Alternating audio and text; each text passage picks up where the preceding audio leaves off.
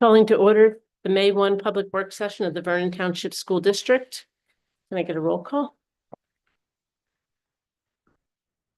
Ms. Brock, Mr. Smaglia, Here. Mr. Contino, Here. Mr. Fisher, Here. Mr. Kraus, Here. Ms. Pellet, Here. Mr. Sweeney, Ms. Vaccarello, Here. Mr. Zimmerman. Here. We have a quorum. It's recommended that the board enter closed session for purposes of discussing student legal and personnel matters. Can I get a motion? So moved. Second. Thank you. All in favor? Aye. Hearing closed.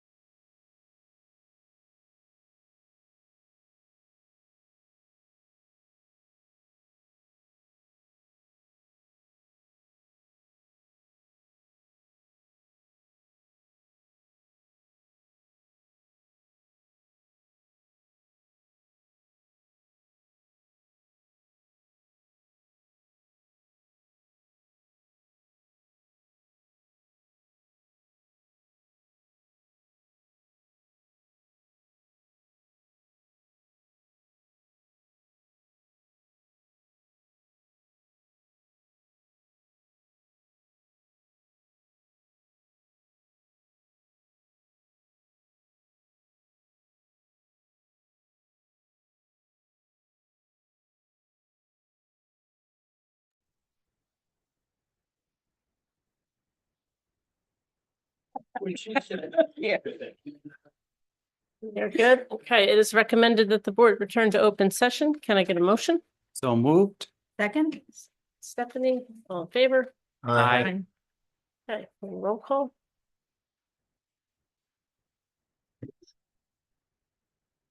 Ms. Brock, Mr. Smaglia. Here. Mr. Cantina, Here. Mr. Fisher, Here.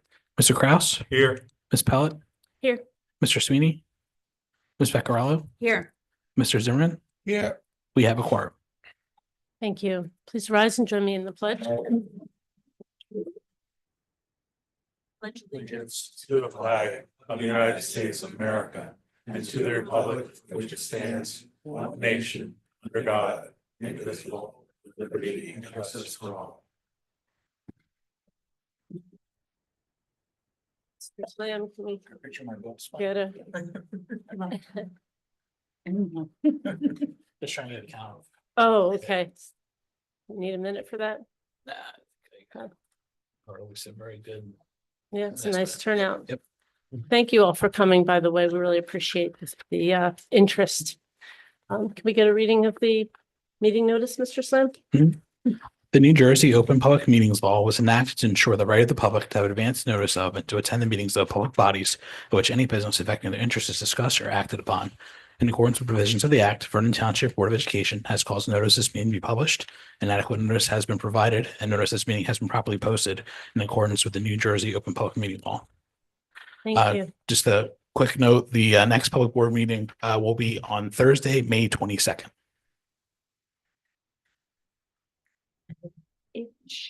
Sorry, let me just go to the other minute. Here. Okay, you are up with the presentation. Maybe.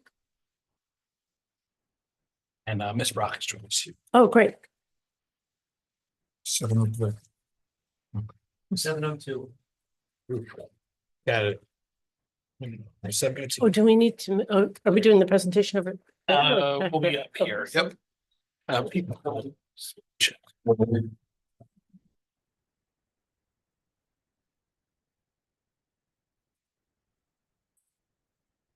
Yep, I'm gonna share the driver's seat. Yeah, they're closer. Yeah. I've got it. Yeah. The girl grab. Come over here.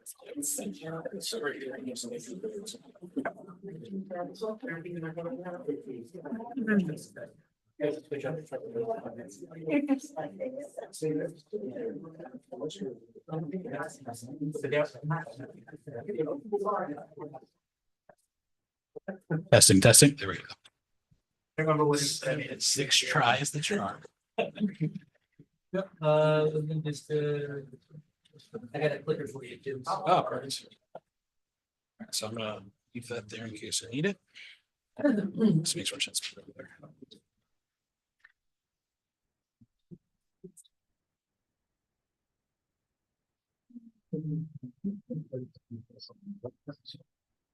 It's a long game.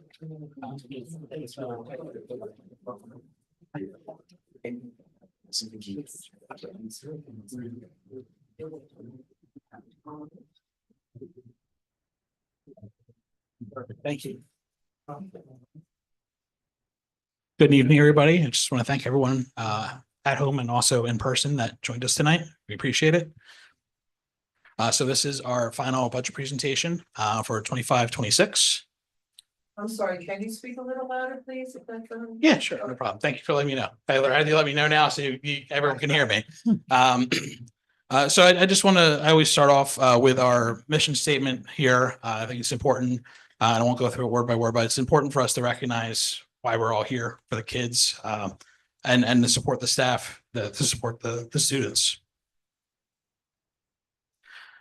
So I think it's important for everyone to kind of understand the budget. A budget is planned expenses and expected revenues. You know, we're projecting out a year from now. A lot can change in a year. It's a financial expression of the district's needs and priorities. And I say it's a living document. And that goes back to it's a year from now. So, you know, a lot can change in a year. And we need to be able to pivot when those changes happen to make sure that we're best meeting the needs of students and staff. So we're just going to talk a little bit about how we go through this process. First, we start by gathering information on prior and current year spending. I also usually go back an additional year, just because I feel the more data, the better. Provides you a more accurate projection of what the next year might bring. We verify and validate our personnel costs for the district. We take a look at our fixed costs, and we try to project what some of those increases might be. Obviously, these being fixed costs, we don't have a lot of control over what those increases are. And we meet with administration. Sorry if that was. No, you're good. Thanks. So we meet with administration to discuss what the different buildings and departments will need to support the staff and the students in the upcoming year. And again, even with that's a projection. And if something changes, we pivot to what best meets those needs. And then this is probably the most boring part, but we prepare the actual accounts to have the appropriations and put in the revenues, make sure everything balances. It's the most exciting part for me, or one of the most exciting parts, because it's kind of like a puzzle and you have to try to figure out how you can make everything work. So part of that puzzle obviously is balancing the budget. So there are some pretty limited revenues on what a school district really has access to. Property taxes, which is legislation is capped at 2%. There are several exceptions.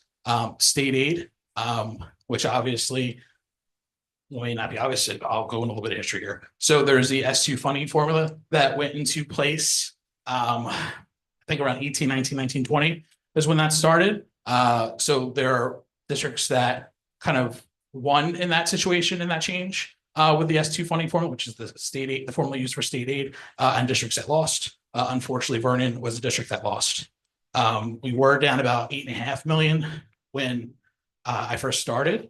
We got about $1 million back last year or this current year, and then something that I think really should have been the way that they process this from the start for special education aid. For this upcoming year, they based it off the number of special education students that are actually in district, which I think that's pretty common sense. And that should have been how it was the whole time. But because of that, we have a pretty high percentage of special education students in Vernon. So that resulted in another $1 million coming back. So we're down around $6 million from where the district used to be with state aid. We also have grants. It's federal, state, and local. We have fund balance. Right here, I have it listed as fund balance. Later on, you might hear me talk about excess surplus. I use those interchangeably. They are a little different. When we go through the overall fund balance, you'll see the differences. And then local revenue, which you're always looking for new forms of local revenue. We are somewhat limited, right? So one of the things that's coming up, we did a lease for a cell phone tower, which will actually be right back behind this building. So that we're not building the tower, but we lease the land. So when that goes up, that'll be around $52,000 a year in revenue. So we're always looking for those areas where we're going to increase revenue to help provide what the district needs for the students and staff. So I'll go through the expenses pretty quickly. So we want to provide appropriate staffing. We want to make sure that we're providing effective instruction and programs. We want to support district initiatives, control line item expenses. So one side is look for new revenues. Other side is try to find savings. And then we're also going to explore shared services and other avenues for cost savings. We'll talk about some of those later on in the presentation. So one of the things I just wanted to revisit. Last year, we did a revised budget based off of a change in law. So I just want to provide a little bit of a status update on how those funds are utilized. The first portion of that was related to staffing. So as you'll see, we were able to bring those staff back, those positions back. Many of those positions have been lost. During some of the large cuts related to state aid in the prior years. We are also able to bring back the late busing at high school and a few stipends that we felt were pretty important to the students and staff. So the second part of that revised budget was related to projects. So I just want to provide a status update on those. I don't know if you were able to catch it at one of our last meetings, but we had a presentation on our facility-wide assessment, which has been complete. So that's pretty important in terms of a map forward for some of the projects the districts will have to look at trying to pursue and trying to find a way to fund. Door access control, that is scheduled and in progress. Updated building management system's been completed. We had a repair to the storage tank at Glen Meadow. I won't go through all of them, but I'll hit on a couple of the ones that say funds reassigned, because if it's complete, you'll see it up there. This will also be posted up on the business office website, which I always like to plug. We always have our presentations up there for anyone that wants a second look at any of the slides that have been sent tonight or any other night. I've been up here talking probably way too much. So for the fire alarm replacement, those funds were reassigned for the high school. So there was a fire alarm replacement at Rolling Hills that was planned. We had to have a change order at the high school. We also had to replace a fire pump at the high school. So those funds are reassigned to that change order and to the fire pump project. We had the locker room water heater replacement, and that was reassigned for unanticipated district boiler repairs. We also had some unanticipated oil tank repairs. We also had to replace a grinder pump at the high school. So you'll see these are things that can't really project when those are going to go, but when they go, you have to address them because they're important for daily operations and the safety of the students and staff. One quick note, sorry. That water heater project, we are going to move forward with that. Assuming this budget is approved, we're actually going to be able to do that in-house, which is going to save us some funds. I just wanted to kind of shout that out to our maintenance department because a lot of times we're able to use those their skills to save money for the district.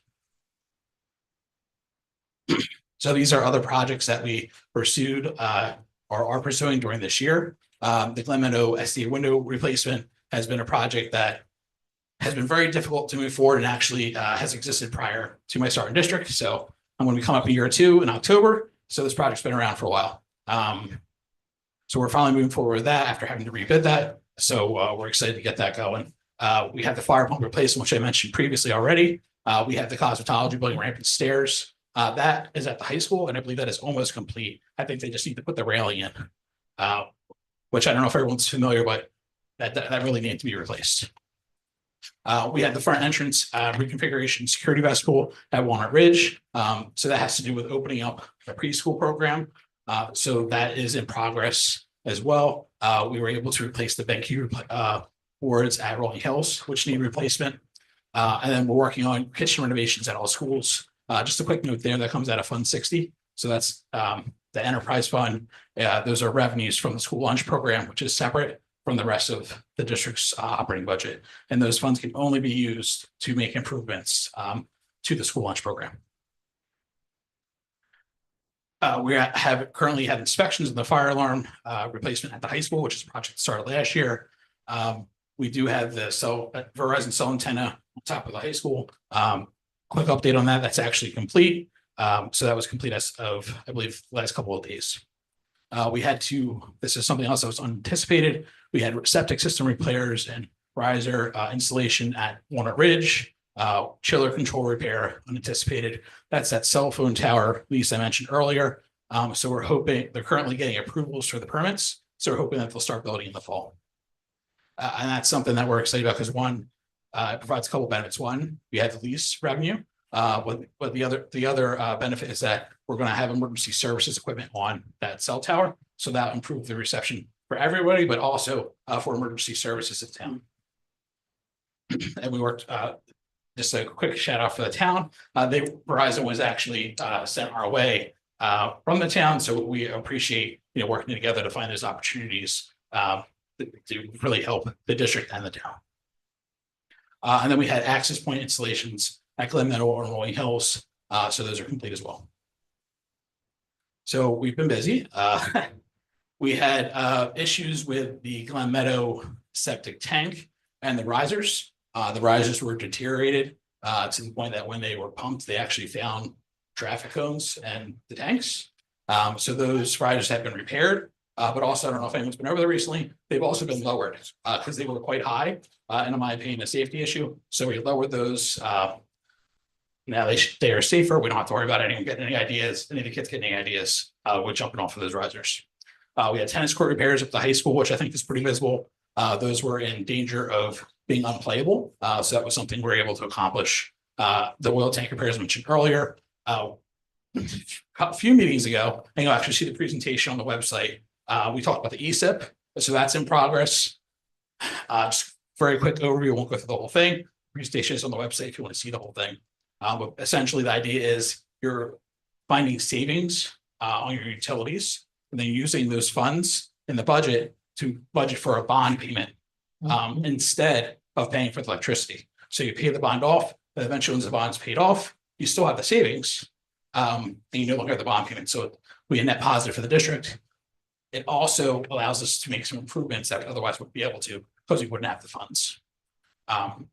One of the exciting things with that is at the high school, we're looking at replacing the rooftop units for the auditorium, which I think is pretty exciting.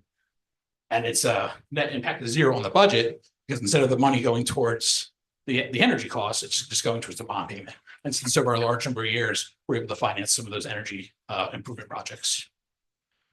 One of the repairs, which I mentioned before, grinder pump replacement. We had a water heater repair, then we had to do a water heater replacement. Sidewalk repairs, you'll see a lot of safety items, some security items, masonry roof repair, uninterrupted power supply, which backs up the district's entire internet, had to be replaced. We had some abatements, water treatment plant maintenance and repairs, and then also some additional security cameras.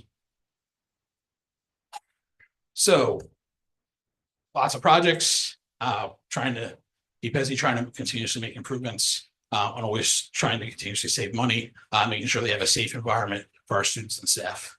Talking about fund balance now, I kind of mentioned that a little bit earlier. So this is just the history of the fund balance use in district.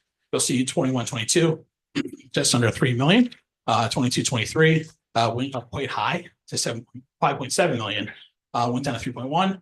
My first budget brought it down just under 2.8, and now we're just over 2.5.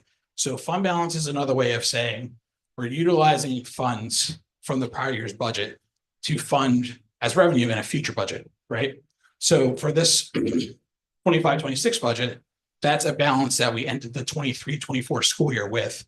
Then it gets audited, and then some money either goes to excess surplus. And if you have enough money to be your excess surplus requirement, which would be that $2.5 million number, you can then deposit money in the capital reserve.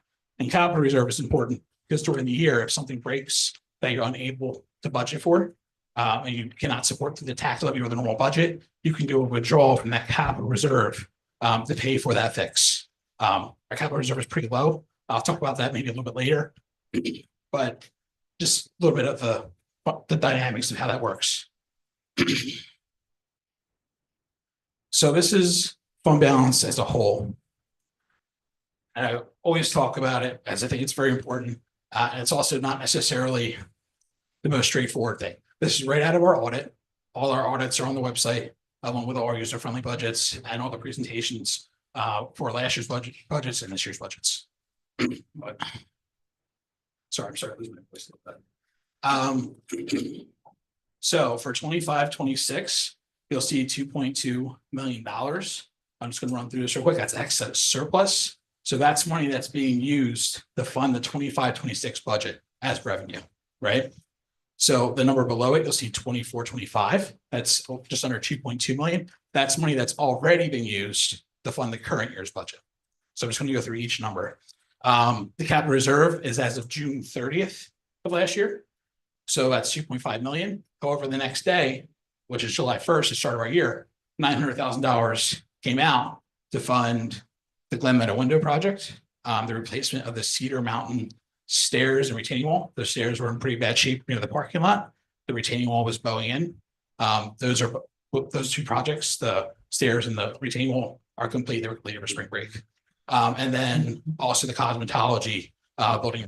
So those three projects were about $900,000 at a cap reserve. So right then on July 1st, that number is about 1.5, 1.6. And then that number goes down again because in this budget, about $525,000 coming out. And I'll go over that project at the end. We also have maintenance reserve. That number is up from when I started. When I started, it was a couple $1,000s.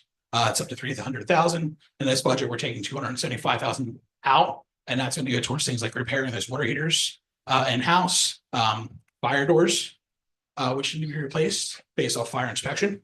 And then I think a reseal and a restripe of a parking lot, because we want to maintain the asphalt so it lasts longer, and also make sure the striping is there so it's safe when you're driving through the parking lots. Unemployment compensation, that's just the fund to pay on, that can only be used for unemployment compensation.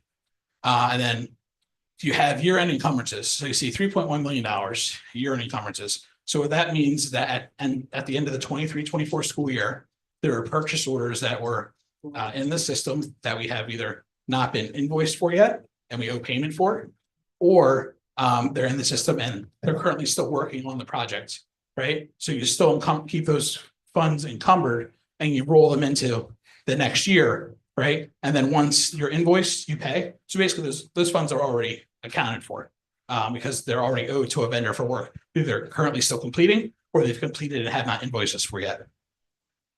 And then you see the $610,000 that was actually used in combination with the 24-25, just under $2.2 million, which gets you that number on that utilization of fund balance screen, which was, I think, just under $2.8 million total. So those funds have also been utilized. So unassigned fund balance is you're allowed to have 2% of your prior year's audited budget as unassigned fund balance. And that's really kind of like a safety measure, right? Whenever you're looking at a budget, you could have things for the district kind of go the district's way, where you have savings, or they could really not go the district's way. Sorry, could we get some quiet in the audience, please? We're trying to listen. Thank you. At first, I thought I was being told to be quiet. This murmur and. Thank you. So they could really not go your way, which then would be a lot of increased costs for the district. And in a situation where there would be a lot of things not going your way, a lot of increased costs to the district, that 2% would be the difference between basically a deficit and not a deficit, right? So you could appropriate out of that. So I just wanted to go through that number because if you look at the bottom, it's $11 million. And that seems like a very large number, but as you see, excess surplus for 25-26 is earmarked already as revenue for the budget year 25-26. 24-25 is currently being used for excess surplus. Capital reserve is only used for capital projects, and a lot of those funds are either being used in this year or in the next year for safety and security projects. Maintenance reserve similarly is being used in the next year for safety related projects. And then unemployment compensation is only for unemployment compensation. The encumbrances rather already are owed to vendors. So it's from the prior year's budget already owed to vendors. And then the $610,000 is actually part of that excess combination of the excess surplus used to fund this year. So that number all of a sudden got very, very small, very, very quick because it's already all being utilized for something, right? So I just wanted to kind of do an overview of that because before I got into schools, I used to work for the federal government. There's transferable skills, but I looked at that and I was like, what does this mean? So I just wanted to make sure that people had an understanding of this. So I will talk about some key impacts on the budget, which is what everyone's actually here for, not all this background information. So like I mentioned before, they changed the formula in terms of how they look at special education students. So we had a little bit over $1 million increase in state aid. We did have another decrease in equalization aid, which is that part of the state aid formula that was impacted by the S2 funding formula, where they kind of said, hey, that's how they kind of level the playing field or try and level the playing field in New Jersey, but it negatively impacted Vernon. But that offset for the special education was enough that our total amount was increased by $1 million. $998,000 is the 2% tax levy increase. Because what you have to remember is it's 2% increase in the tax levy, not 2% increase on your entire budget. So when you look at the fact that our tax levy is about 69% of our revenue, that 2% is really like 1.4, 1.5% increase in the budget. And we all know that nothing goes up 1.4, 1.5%, unfortunately. We had a decrease in fund balance revenue. So that's something that's important because if you're relying on that fund balance each and every year and you have a bad year, you then do not have that revenue at the end of that year to fund the next budget. And then all of a sudden you're what I would call a revenue cliff. And the only way to fix a revenue cliff is to find new revenue, which is very difficult for a district to do. It's near impossible, especially if the number's very high, or to make cuts. And depending on how big that cliff is, the bigger the cliff, the bigger the cuts. There have already been a lot of cuts here. Those cuts have been painful. So there's not a lot of easy cuts left to make. And then we also had about $106,000 decrease in our projected semi reimbursement. And that has to do with the federal government changing how they calculate reimbursement for semi-related services. So those are services for students that are getting some medical services through the school and qualify for Medicaid. So we are able to get some reimbursement from the federal government through that, but they changed how they group the services and also the rates that they reimburse them at, which results in a pretty large increase. And just so everyone kind of has a point of reference, it went from about 100 and I think it was like 120-ish, about $106,000 less, right? So we don't have so very significant decrease. Anticipated projected costs. So we have salaries. So that's contractual increases, horizontal movement. And the thing that I've always tried, we've all, I think, tried to focus on, especially after those big cuts, is trying to maintain staff, right? There's already been a lot of big cuts with staff. And ultimately, those sorts of cuts negatively impact the student. And we always try to look at that last. And that's what you should do. You should always look at that last. You got disability insurance, liability insurance, district liability insurance rather, but it's projected to be about a 14% increase. Energy is about a 35% increase over the current year. So that has to do with two things. One, they're talking about a 17% increase starting in June. I'm sure everyone probably got the email that I got in my house from JCP&L. They said, hey, your energy is going to go up.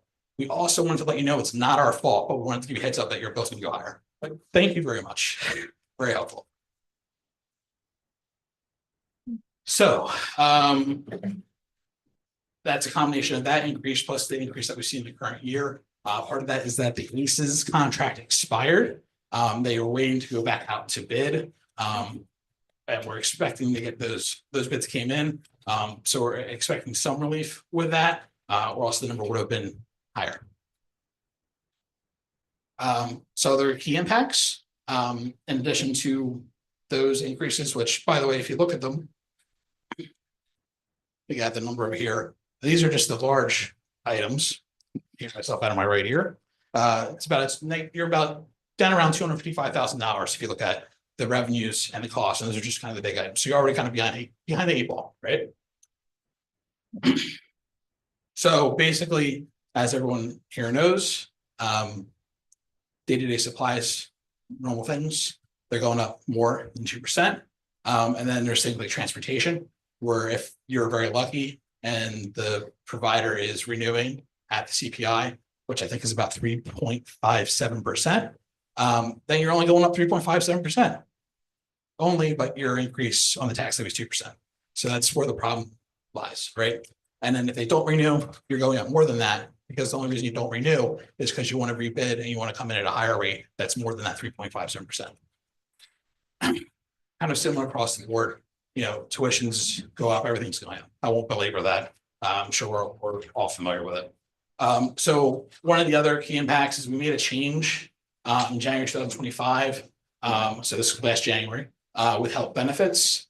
So we went from the state plan to Horizon Private and Kroger prescription. So that kind of came out of, we had budgeted, I think, around 10% for an increase based off of talking to our broker in the prior year. The increase actually ended up being 15.3%. So that's it's only 5 percentage points, but in dollars, it's a lot of money, right?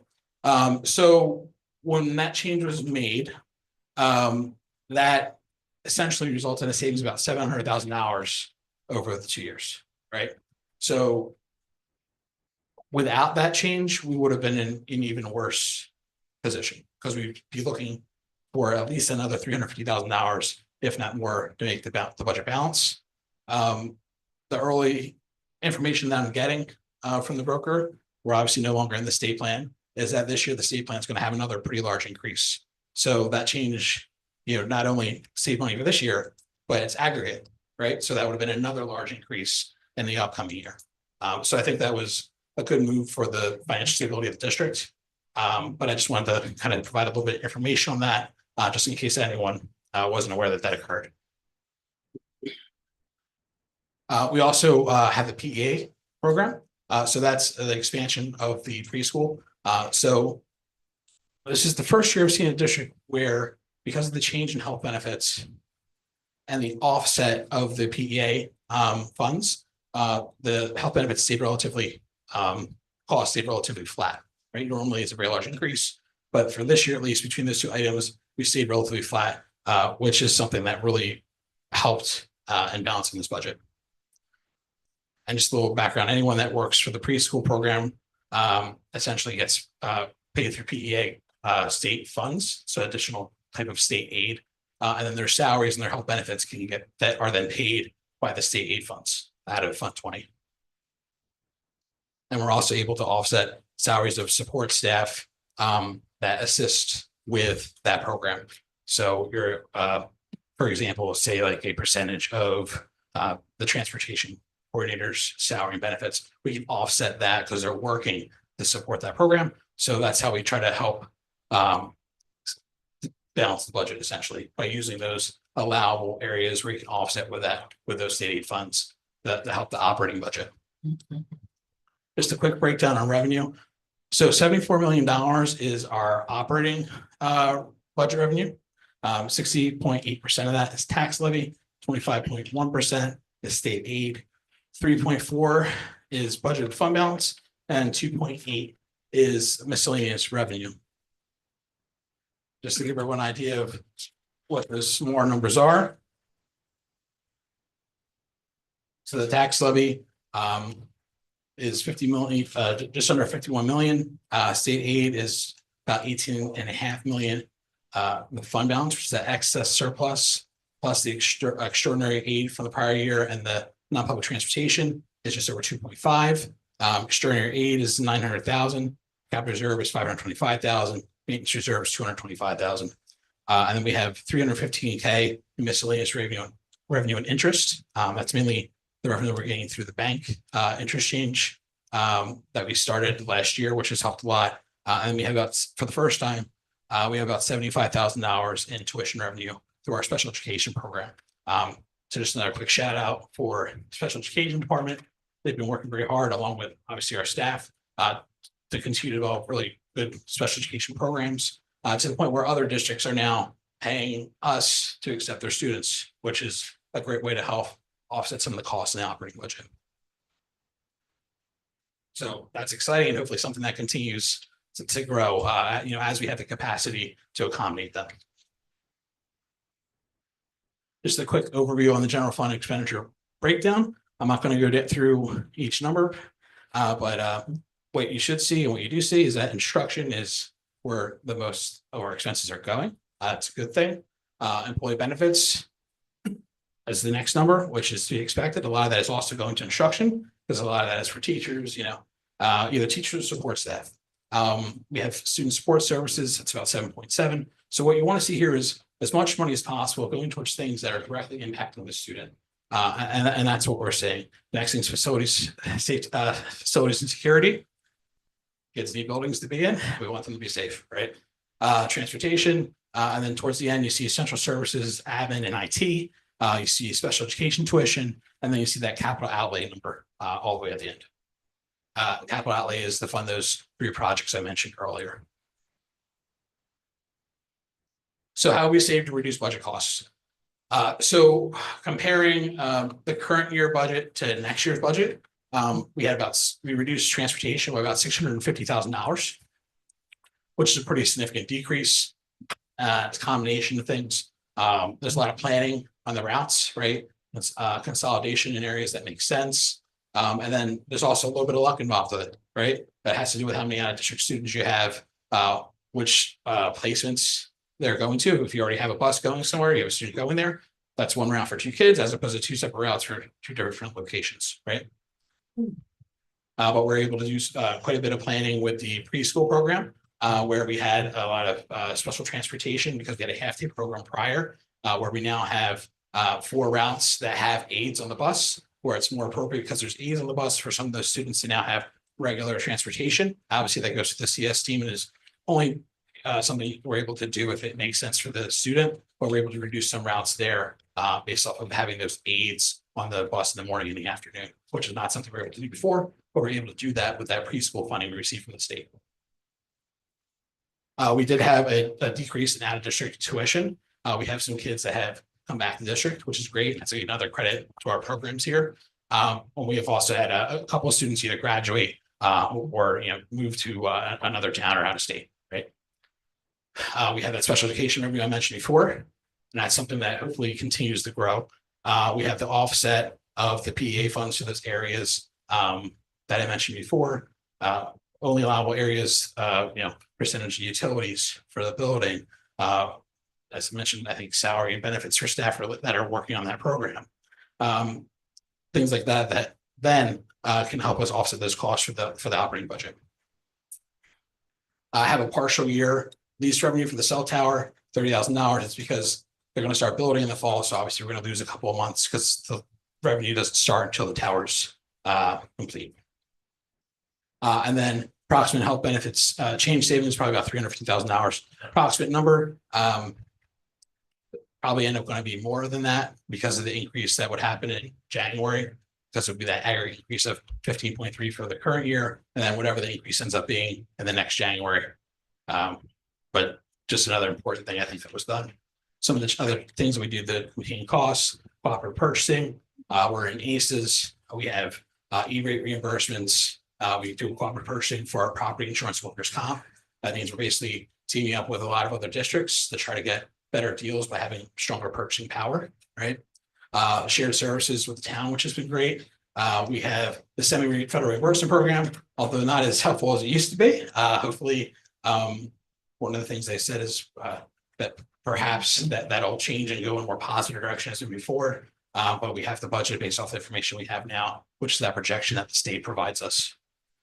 We have the ESIP, which I mentioned before, which is one of the other things exciting about that is tied to a PPA, which is a power purchase agreement, and that will be solar panels up at the high school.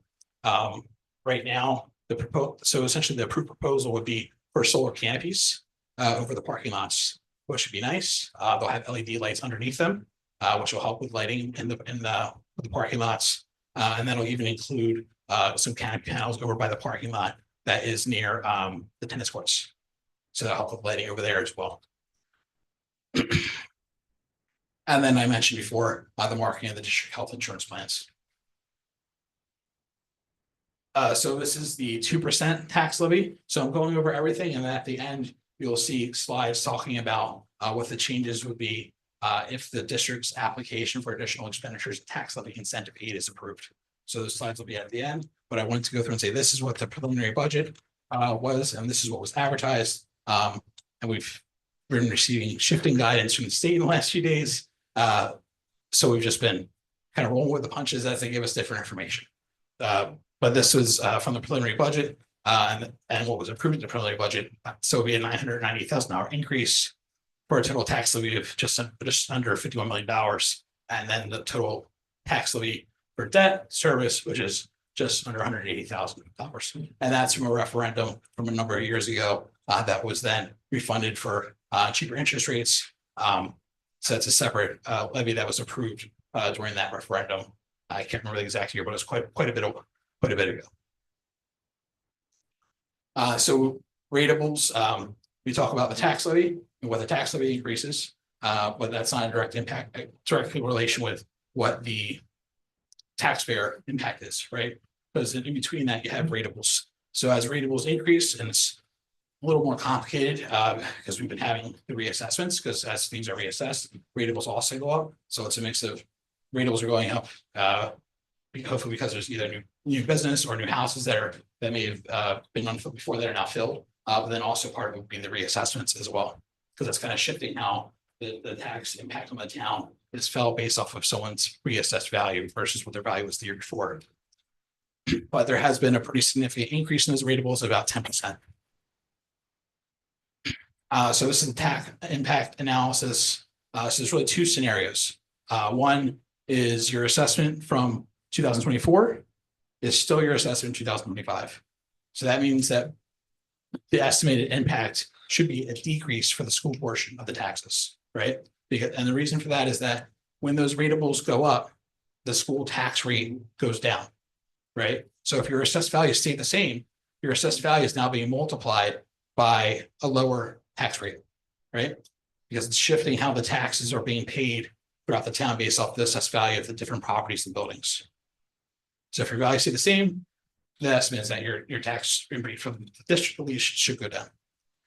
If your assessed value increased from that year to the next, it's a little bit more complicated to figure out, but we'll talk about it more on our slide. I'll do situations for both, just so everyone kind of see it in front of them. And obviously, based off of how much someone's assessment went up, then that would be correlated with how much their taxes would then go up, right?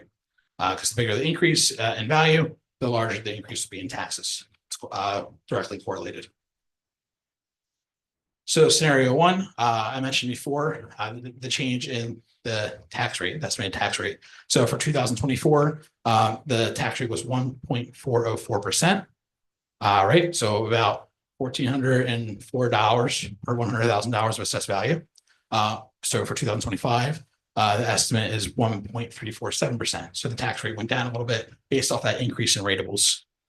So obviously $1,346, almost $1,347. So that's about a decrease of about $57 per $100,000 assessed value if your value stayed the same, right? And then this is just some examples of how that would kind of roll through. Same basic equation, just samples. And again, this will be online within the next couple of days. And then the average assessed values were provided by Vernon Township. So scenario two.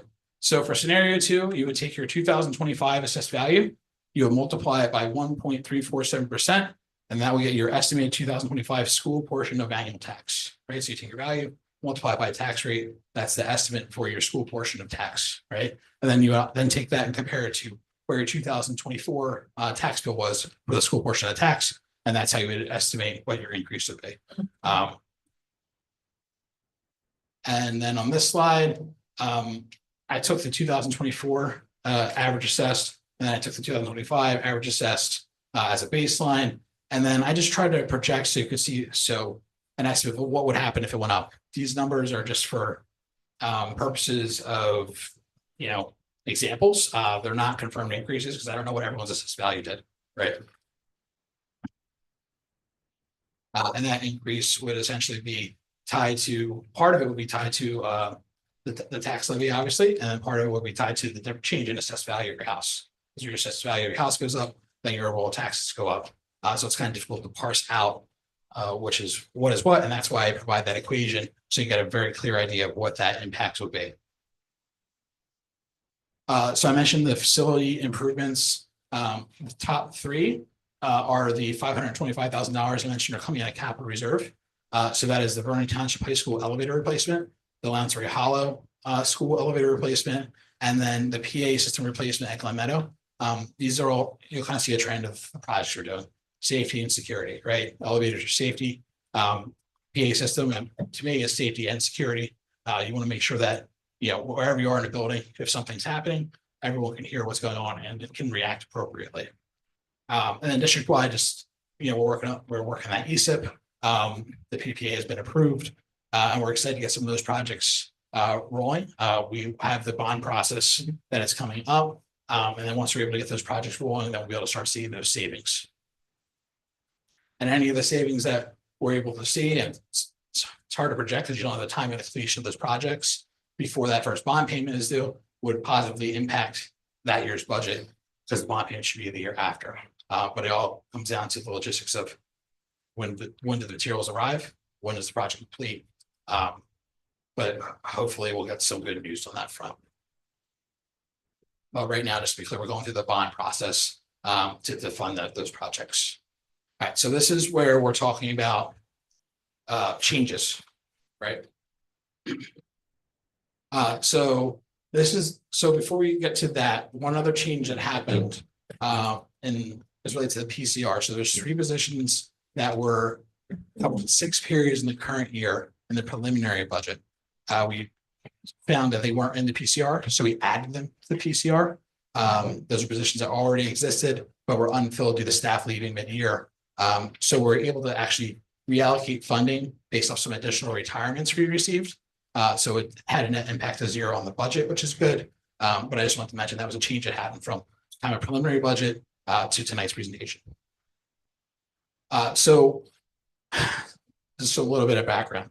So the governor's budget included essentially language that stated that districts that meet 2 specific criteria could have the basically could submit an application for additional expenditures, and then they tried to incentivize that additional expenditure by saying that they'll provide some additional state aid based off that number, right?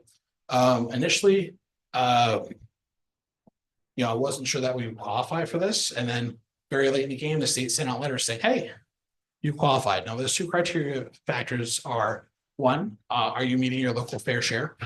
So local fair share is part of that state aid formula related to equalization aid. So what the state does is they look at the town and they say, based off of such factors, this is what we think the town can contribute through their tax levy, right? So that's the first part. And the next part is, what do they determine an adequate budget? So the adequate budget determined by the state is basically them saying, what's your enrollment? And what do we think your budget needs to be to provide a thorough and efficient education to all of your students? So for this specific situation, if you didn't meet those 2 things, you could then apply for additional tax authority, and we try to incentivize that because they want you to do that, right? It's one of those things where in an ideal situation, the S2 funding formula would have been calculated differently. The changes would have been different because a lot of the difficulties that not just us, but many school districts, especially in Sussex, are facing are related to those cuts in state aid. So you have kind of 3 things happening at the same time. You have cuts in state aid that happened that were pretty significant. We were the 2nd highest in terms of cuts in Sussex County. And then you have everything's increasing in cost.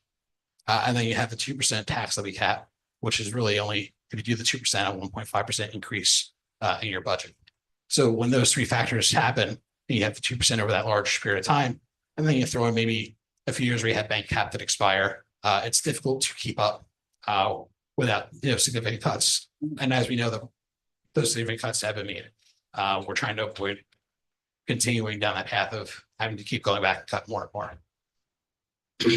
With that being said, so the number went from, remember, $998,000 to 2%. So this would be about $1.2 million in additional tax authority, which then they incentivize, and I wish the incentive was bigger, with a little bit over an extra $60,000 in state aid, right? So it's something, but it'd be nice if that percentage was a little bit higher. So this quick note, I mentioned it earlier. So this would be pending approval of the district's application for additional expenditures and tax levy incentive aid by the New Jersey Department of Education. Initially, I was told they would let us know the day before. And then I was told they would let us know today. And then I was told, actually, they changed how they're doing it. And now the commission wants to review each application individually. So they said, put it in as a change in your public hearing. And if the board votes to approve it, then they will be voting to approve it pending approval by the New Jersey Department of Education. So it's been a little bit of a roller coaster the last couple of days trying to figure out what exactly the process would be. But that's how we got where we are today. So that being said, this is a much more straightforward comparison because in the prior comparison for tax, we're talking about assessed value is changing, right? But with this, because I know what the average assessed value is this year, and we're comparing it to the average assessed value this year, then I can say, well, on top of the 2%, that additional was $1.2 million about will be an increase of this estimated number, right? So it's a much easier equation to do. So essentially, for an average assessed value of $320,000, it's estimated to be about a $51, $2 increase in your taxes, right? And you'll see that example follow through to the bottom. And I think off the top of my head, it's about $16. I think it's about $16.10 per $100,000 of assessed value, increase from the 2% to the 2.2 million, the $998,000 to the 2.2 million in terms of revenue. Again, those the average assessed values were provided from the town. So why is this funding important, right? So there's about 5 projects here that we would like to target. That would be a Walnut Ridge school fire alarm replacement, the Rolling Hills fire alarm replacement, replacement of the PA system at the high school, which I know is in pretty bad shape. The replacement of the PA system here as well. And then Glen Meadow Middle School, we would like to address one of the science labs, essentially. Now, this is based off of architect estimates of what those costs would be. Right. So if something comes in higher, well, we would pay it. If something comes in lower and we're able to do more, then we would do more. So that's kind of the immediate benefit of the 25-26 school year. Now, when you're looking forward, it provides more stability to the budgets moving forward, right? So these are one-time costs. And this is similar to kind of how we planned the revised budget last year. We had about $1.2 million in projects that we were able to complete. You'll remember that slide in the beginning where I had, hey, these are revised budget projects. Those are one-time costs. So when this budget was created, you'll notice, I don't know if I mentioned it tonight, but I mentioned it in the preliminary, our projects are being funded to the capital reserve. None of our projects are being funded to the tax levy. And that's because the tax levy is going to balancing the rest of the budget, which allows us to not have to make those large cuts, right? So you have a one-time expense, a lot of great progress and projects being done. And then the next year, that money went to recurring costs to balance that budget. So with that being said, these are one-time costs, not one time for eternity, but one time for, quite a bit of time, right? You don't replace fire alarms or PA systems that often, right? So essentially you have 2 situations that could arise depending on what happens with state aid, which we know state aid, you can't predict it, right? We don't know what's going to happen next year with state aid. I think we've been very lucky this year and last year. And I say that in terms of we've been very, very unlucky with state aid. And then last year, we've got a little bit of it back, right? But we're still down. So depending on how things go, if we were able to do additional projects in the next year, we could direct those funds to do additional projects, right? With the variables that I mentioned before, that kind of constrain us. It would also give us the flexibility to help keep our budget whole in the creation of the 26-27 budget, right? You have one-time costs that then, if we had to, could go towards reoccurring expenses like staff, or the other areas of the budget I mentioned earlier that typically experience large increases, like energy, liability insurance, health insurance, things like that. So it can help kind of address those cost increases in future budgets. And it also increases the likelihood that we'll be able to kind of meet that excess surplus requirement at the end of the year, which we then use as revenue in future years. And then it also increases the possibility that if you meet that excess surplus amount or you have a little more than it, anything over that amount could then get deposited into capital reserve, which our capital reserve is pretty low right now. I think it's probably around that's all the time. It's probably about $500,000 or so.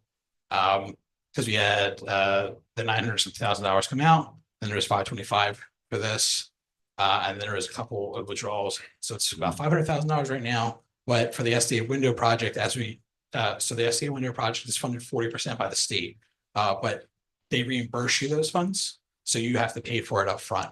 So once we get those reimbursements, it'll be around $400-something thousand that'll come back to cap reserve. So that'll put us from 5 closer to 9, but it's still a very low number. For a district of our size, with the number of buildings we have, just as like a point of reference.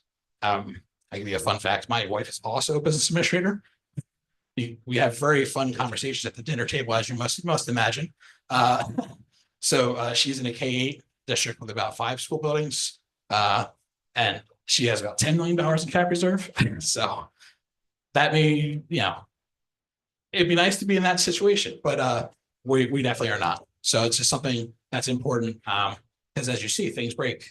This year, the boilers went down. We had an issue, we talked about the septic tank issues. The grinder went down. We had to repair our oil tanks because they failed hydrostatic testing. And those are things that they work until they don't. And when they stop working, you need to find a way to fix it and a way to fund that fix. And usually it's cap reserve, but if you don't have that cap reserve, then you start running out of options. You have to start looking at your 2%, which is kind of like your emergency if things go poorly during the year. And again, there's a projection a year from now.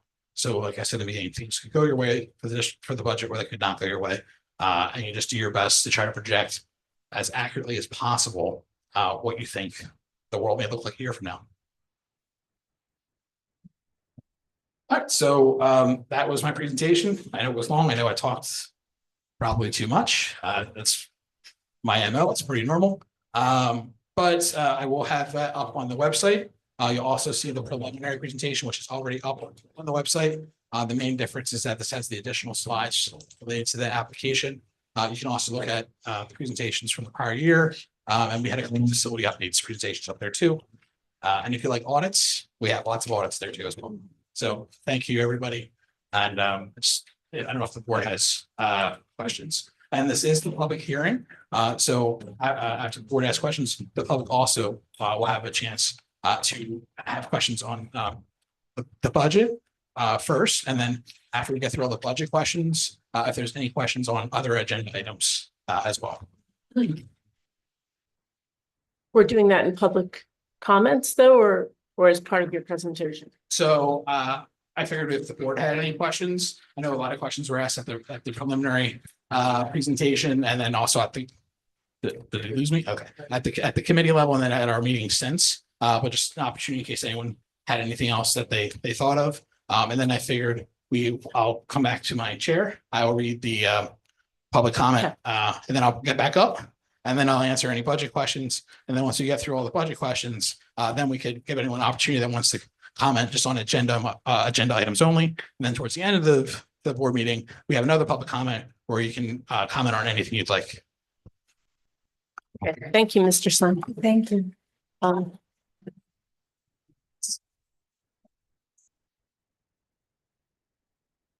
just wanted to repeat, it's great seeing everybody here. So thank you very much. My wife calls it the BA Super Bowl. So, and I'm an Eagles fan, so it's been a good year. So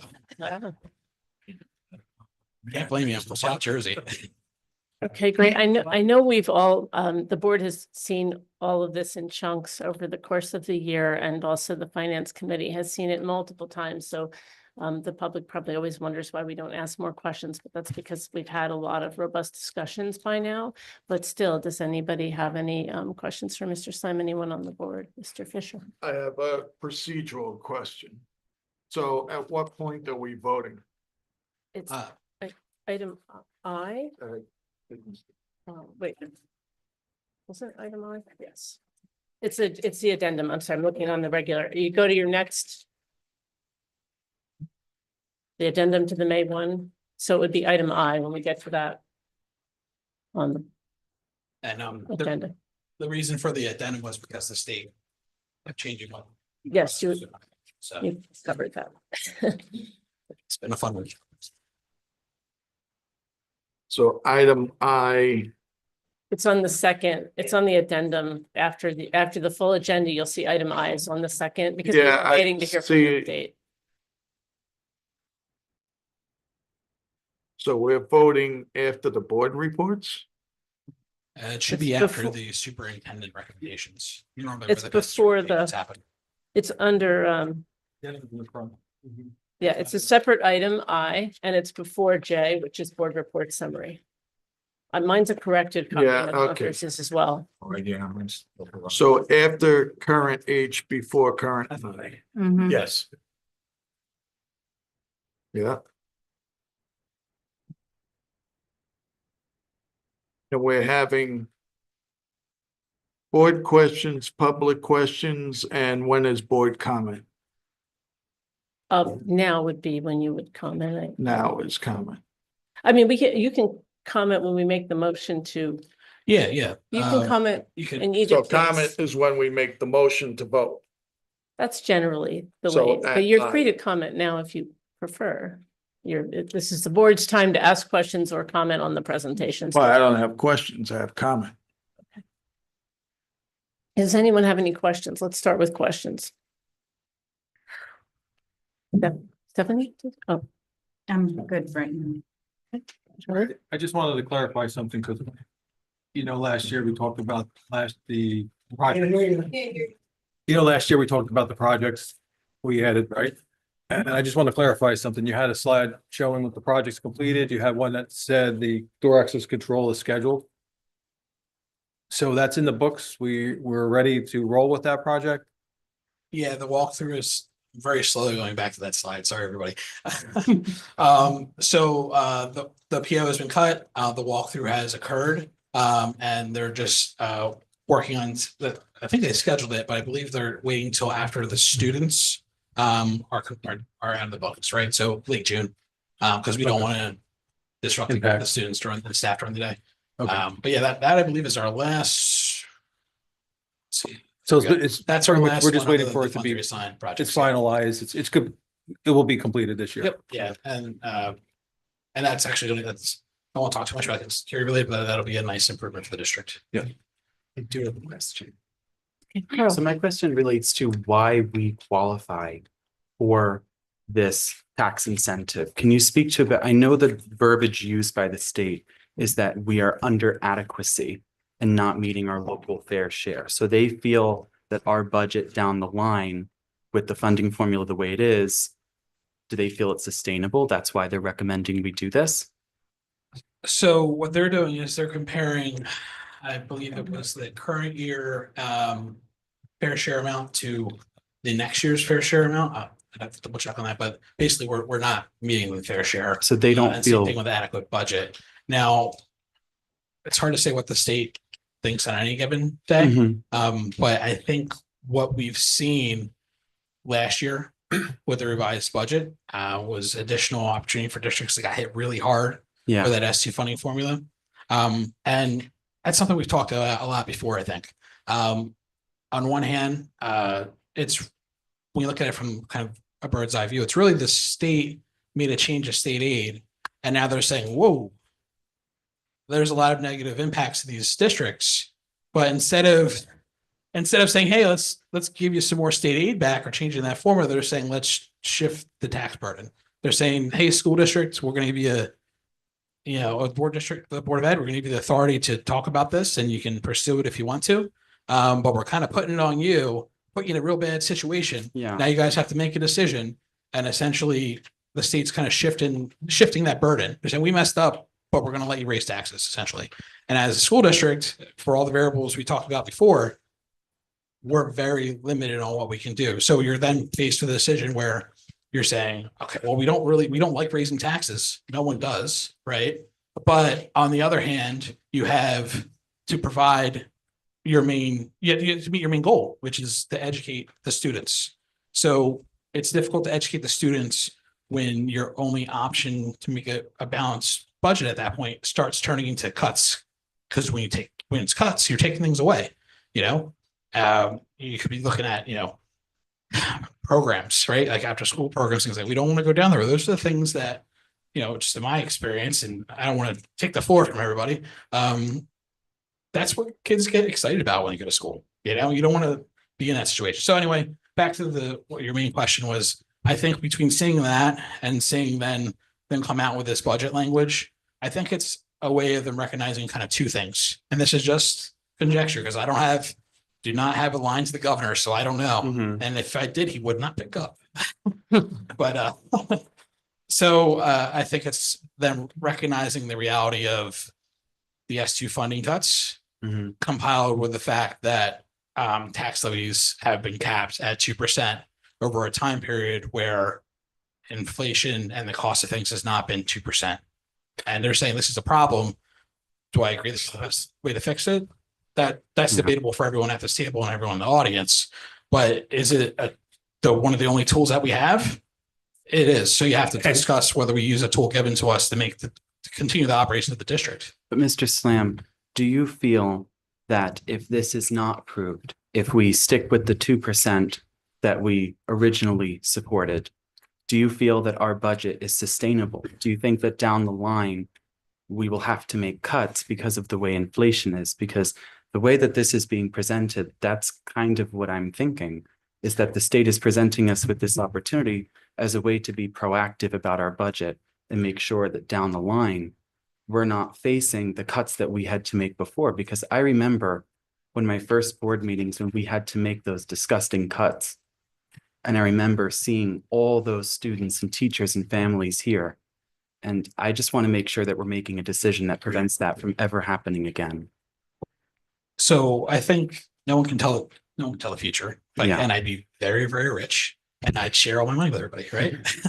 But so we don't know unless there's a significant change to the way that state aid is handled, Mhm.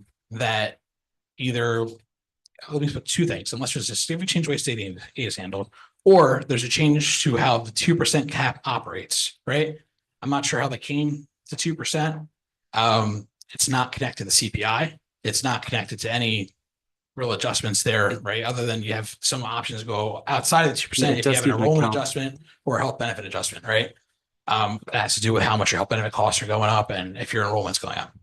So unless they make a change to those areas, or unless all of a sudden costs go down kind of across the board, which again, not super likely. The 2% doesn't even account for inflation. Inflation's above 2%. It's only 1.5% of our Yeah, total budget. Because, Mhm. because the tax levy is 2%, but that 2% only applies to 69% of our budget. Yeah. So it's actually only 1.4%, which is obviously much lower than inflation. Doesn't keep The up. state is basically acknowledging something that everybody on this board already knows, because we've been sitting in meeting after meeting trying to figure out how we're going to make this work with just 2% to work with. And the state's basically saying, we understand that we put this cap on you that is going to make it impossible for you to continue to do what you're doing today next year without cutting significantly. And we have nothing left to cut because we've been cutting significantly for years now. So they're giving us this opportunity to continue doing what we do by asking our taxpayers to give more. That's basically the gist of it. And out of the local schools, I think we're only one of 6 schools that did not meet our local fair share. I know it's Vernon, Jefferson, Stanhope, and Byram. I don't know what the other schools are, but there are many schools that qualified that didn't meet their local fair share. Maybe a pack on. Oh, Pat, yes. Mr. Fisher, I think you want. Well, this is where I'd like to make my comment then. So one of the things, and Mr. Slam, I want to thank you for the presentation, for the work that you put into this presentation. You made a comment a couple of seconds ago that really struck me, and you said that the state is saying to us, we will let you raise your taxes. And I don't see it that way at all. The state is telling us you will raise your taxes. So Murphy, as part of his budget, said that 281 out of New Jersey's 590 districts are not meeting their local fair share. All right, which to me is a shocking statement because we have the highest property taxes in the nation. And to put it in perspective, if Illinois, which is in second place, raised their effective property tax by 10%, they wouldn't reach New Jersey. All right. So with the highest property taxes in the nation, he's saying 281 districts aren't meeting their local fair share. What stands out to me about that is that out of those 281 districts, none are 31 Abbott districts. And to me, that's the elephant in the room that districts like Vernon never address. You talk about local fair share. You mentioned earlier, 68.8% of our education budget comes from tax burdens. In the Abbott districts, it's 42%, right? Abbott proponents like Murphy say that you need this system to create equity in education in the Abbott districts. But we're the ones who need equity. You have Abbott districts that pay an effective real estate rate, which is lower than 20 other states. In my book, right? When 54% of the state education aid goes to 22% of the population, 78% of the population should be pissed off. But we don't do that in New Jersey. We just get in line and pay, right?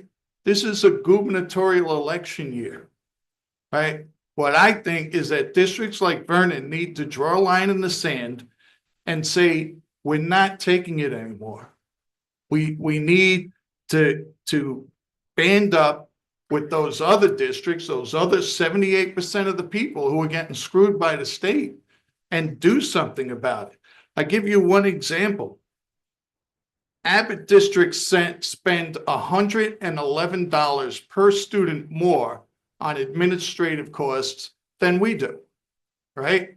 So if the Abbott districts were to reach the level of administrative efficiency of Vernon, they could pay Vernon's entire budget, right? But we don't do that. We sit there and talk about how much we're going to raise taxes. We sit there and say, no, we're going to get in line. Pigs to the slaughter. Let's do it again. No, I can't get on board. Somewhere you got to draw the line and you got to start fighting for your own town.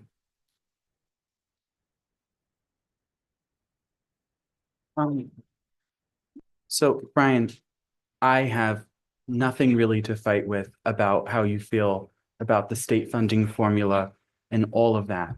That is a totally valid thing to be mad about. I have nothing to complain about there. The only thing that I have to say is drawing that line in the sand would mean putting our children in the way of it. And that it would mean our district facing the brunt of that. There's nothing wrong with what you're saying. I totally feel what you're saying. Carl, if I could, Ms. Pellet, I'd like to address that. And Carl, I hear what you're saying. Yeah. Right? And I understand, and I see all the signs here, put our children first, and thank you for coming out, and thank you for saying that. And it's exactly what I'm doing, right? I mean, maybe my viewpoint is different from most people here, but I'm saying, yeah, put our children first, because it doesn't end with the kids who are in school now. There's going to be kids going to school here in Vernon in 10, 20, 30 years, right? You have districts in New Jersey that are increasing taxes this year by 30 and 35%, right? If somebody doesn't draw the line in the sand, that's where we're going to be. That's where most districts in New Jersey were 20 years ago. That's why Christie put the 2% cap in to start with, right? The only mistake he made was he didn't tie it to inflation. But that's where we're heading. And this is our opportunity to tie it to inflation. Yeah. This is our opportunity to Well, decide, here's- it's our opportunity to decide to dig in our pockets and make sure our kids don't suffer because of his decision. It's not an either or. We can still fight with the state. We can still lobby for our students. But this year, we're going to need to do something so that they don't suffer in the meantime. I believe it is an either or. And the year after that. I'll tell you why I Do the believe lobbying, it's an see either what you or. get. We're all in agreement, or at least we were a couple of weeks ago, that at some point we have to do a referendum, right? Minimum, from what I understand, it's $45 million for the roofs, right? If all the work that needs to get done has to get referendum, you're talking 110 million. That was the number we were given, right? I think the roofs are probably closer to 25 million, but it's a large number. I thought I heard 45 million, but I mean, either way, right? We're not going to do that through a tax increase. It would be impossible. Right. And my point is, if we're going to go to the voters with the referendum, and if we started it tonight, which we haven't done yet, right? If we started the process tonight, we're looking at like 2 or 3 years from now, right? If we go to the voters with a referendum 2 or 3 years from now, and we have raised the taxes, the maximum every single year leading up to that referendum, it decreases the odds of us being able to do our job and get that referendum through. taxpayers are gonna be sit there saying, you guys raise the taxes every year. Now you want another 45 million? Mr. Fisher, I agree with you, what you're talking about, the state taxes. I agree with you, you're talking about the referendum. But if you draw the line in the sand, next year, where are you gonna cut the $1 million to $1.5 million out of the budget, and what are you gonna cut? Yeah, how And, many- and I said, if that's gonna happen, discussions need to happen now, because 10 months from now, that budget's being made. What are you cutting about, about 1.5 million out of the budget Yeah, this is, the year after? this is the money that translates to fewer teachers and cutting programs. And we've cut them already. I mean, you saw the numbers were like the Well, I second believe lowest that's in the the news that county. the state puts around our necks. I agree with It him is. 100%. Well, it's our So- decision so to what's- decide what to cut. So just a quick comment. So we're talking kind of two different things. So we got you mentioned referendum, right? So there's kind of two issues. One, facilities, and if anyone tuned in for our facility-wide assessment, you'll see there's a lot of things that need to be addressed. Some of the things you've seen we have been addressing. So you have facilities, one-time costs, and then you have operations, which is reoccurring costs. So a referendum would help with those one-time costs and addressing some things that maybe over the years couldn't be addressed because of cuts and things like that, and trying to catch up with addressing those issues. But it wouldn't necessarily help from our year-to-year operating budget because they're different funds. So I just want to point out that unfortunately, we're facing two issues that are very similar because they're related to money. But they're kind of a little different because one's facilities, one-time costs, and the other is trying to get your operating budget to continue operating with what you have without having to cut more. I would also add that districts that tried that strategy of not raising taxes for a few years and then doing a referendum didn't raise the taxes, and then they didn't get the referendum passed. And that was not a good thing for that district that recently did that. Anyone else have a question? Oh, Steph? I have a question about the LRFP. Do we have? Can you tell me how much? Is there a percentage that the architect gets every time one of these are completed? So we have a contract with, so let me go back. So there was an RFP, we had let me go back a little farther, sorry. There was a We different, talked about it, but I don't Yeah, that's remember okay. finishing it and getting trying to that. figure out where I want to start the explanation. So we had a different architect. It was EI Architects. They have been here for a number of years. We decided we wanted to go in a different direction. So over the summer, we did an RFP. We had 4 responses. We received proposals. The Finance Means Ground Committee had actually in-person interviews with each firm. And USA Architects was selected. After they were selected, because it's an RFP process for professional services. So professional services, that's not a bid process. That's a different process. So they were selected, they were board approved. We then had a agreement put in place for professional services with our architect of record. Now, the way that it works is you can either get charged hourly for the work that they do, Mhm. or you can get charged a percentage based off of the estimated cost of the project, right? Now, if you get charged hourly, generally it's more expensive, right? Because for example, if the project is more expensive, right, the percentage is lower, right? So if it's a smaller dollar project value, the percentage is higher, Alright.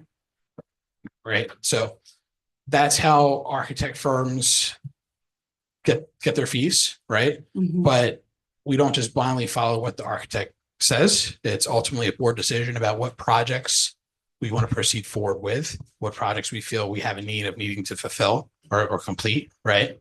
They can only say, we did an assessment. These are the issues we see. They give us that information. And then we use that information to plan. And unfortunately, with the cap reserve we have, it's very difficult to plan those projects in, but as we can, we try to address those projects.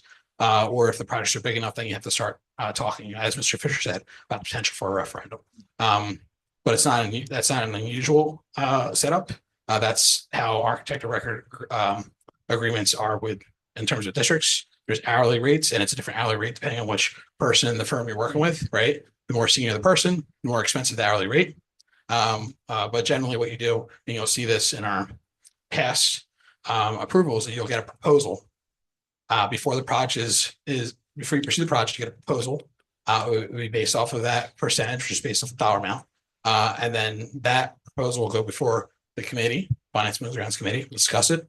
And then if we want to move forward, it goes before the board and then the board votes on it. So before we even go down the road of pursuing this project, we know what the architect fees will be. Based off of different phases of the project. You know, you have design phase, you have submission to the NJDOE, you have the construction administration. We don't have an architect on staff. Yeah.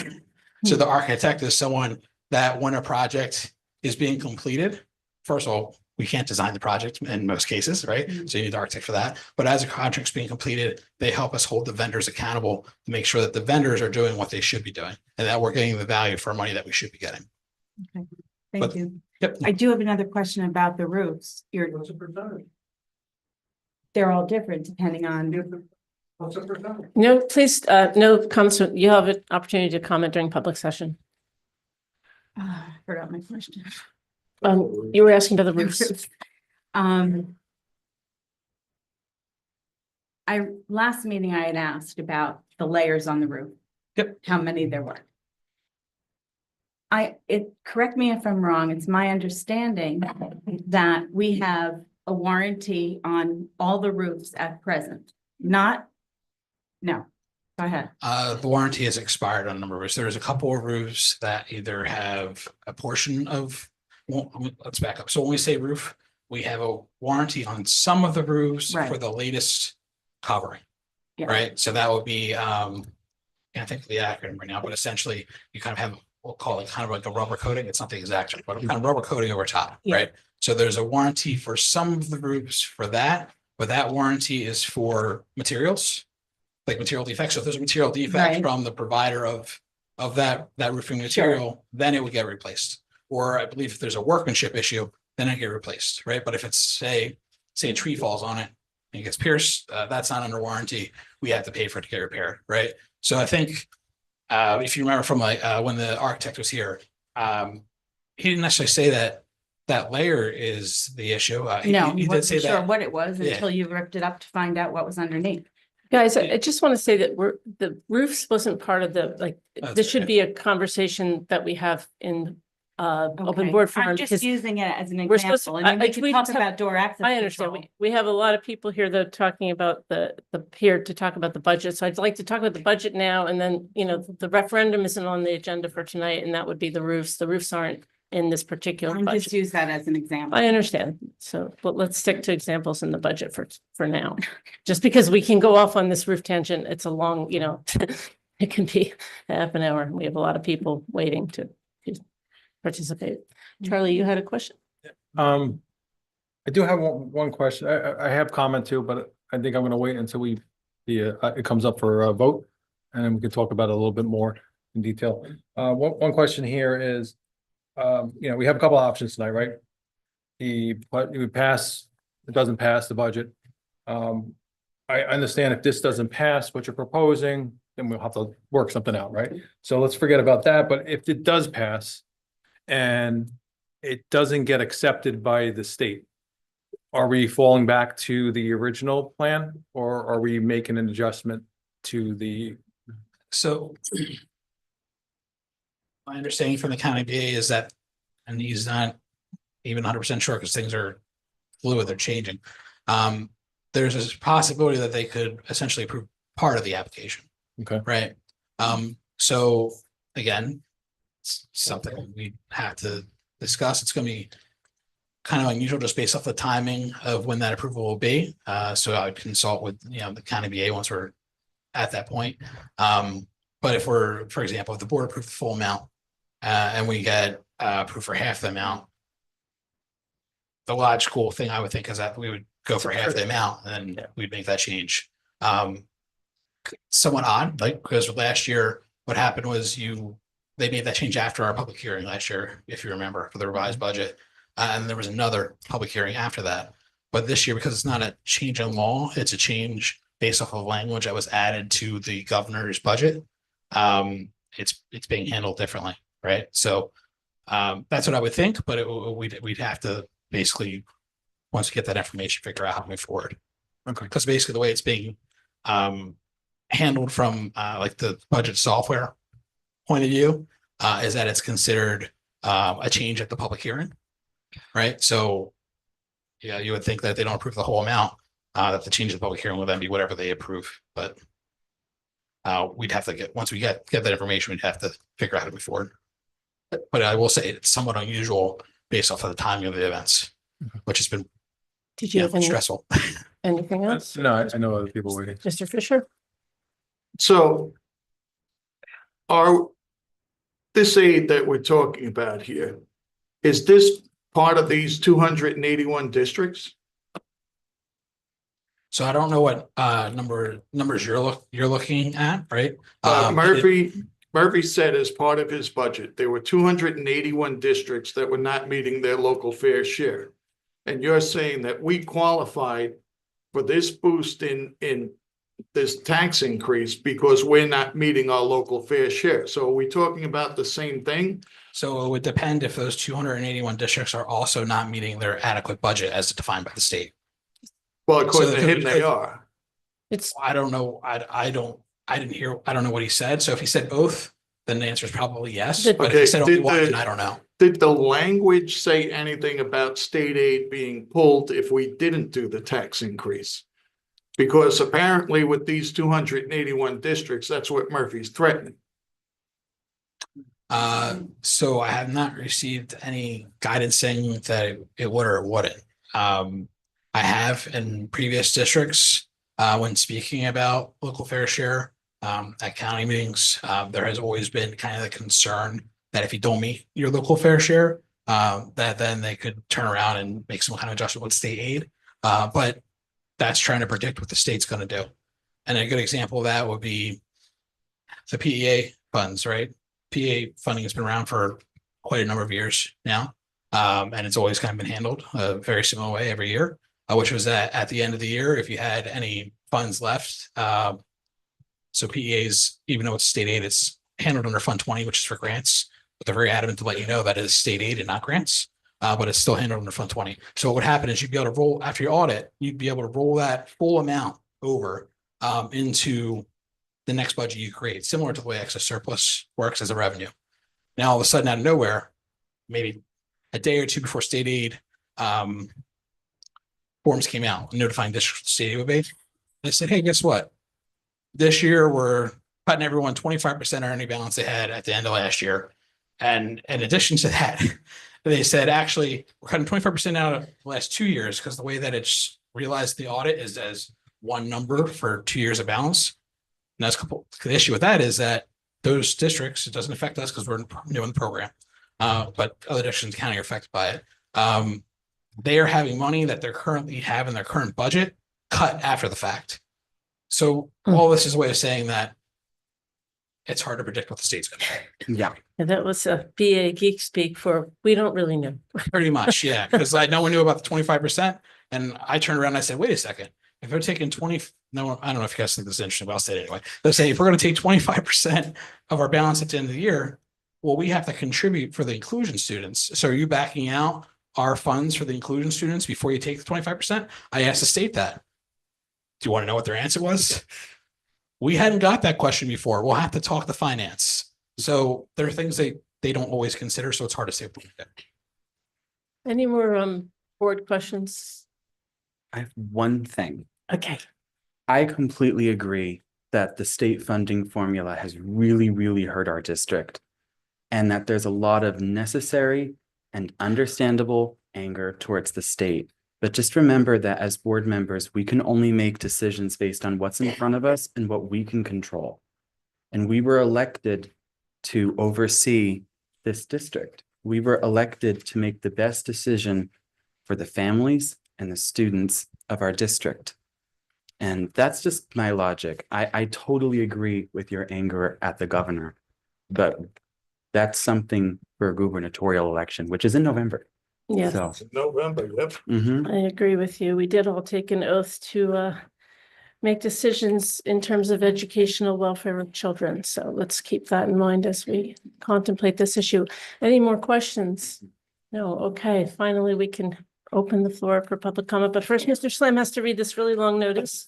Sorry, guys, but some of you haven't been here before. You really want to know this. The rules of the game. Here, I'll bring them out. You can't read in the Abstain. dark.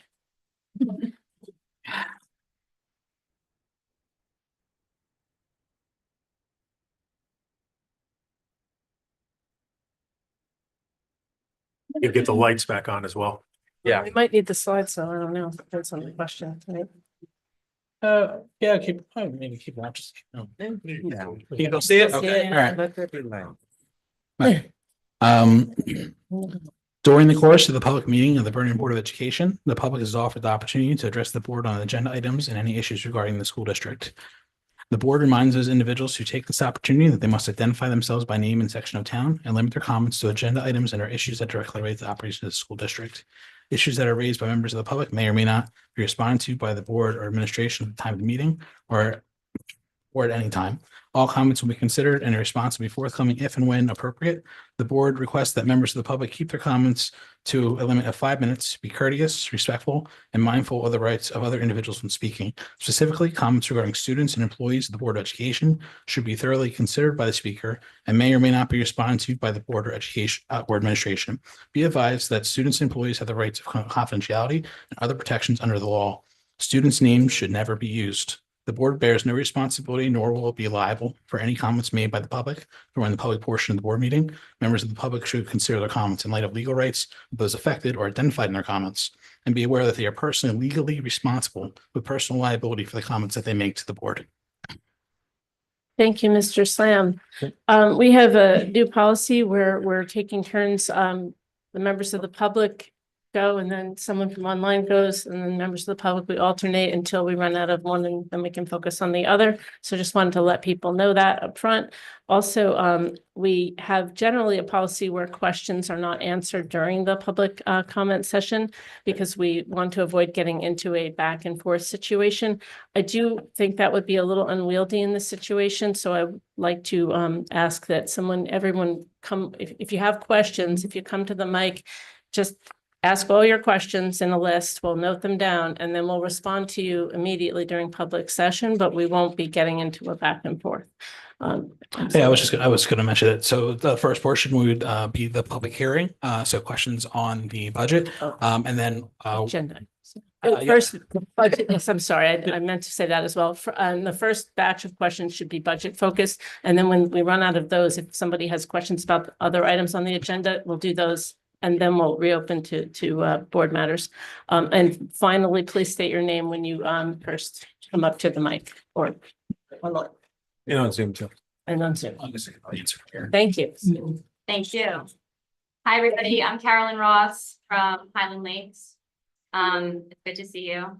Thanks for all the information, Ray. I'm here to ask the board to use the full tax levy allowed by the state to adequately fund our schools. I understand that we were one of a handful of districts the state identified as having budgets that are below adequate to educate students and therefore approved to increase the tax levy above the annual 2%. It's very important that we do increase this tax levy appropriately to give our schools the funding that they need. I'm a parent of 2 kids in the district, kindergarten and 3rd grade. Adequately funding our schools is, in my opinion, the single most important investment we can make in our town and in our kids' futures.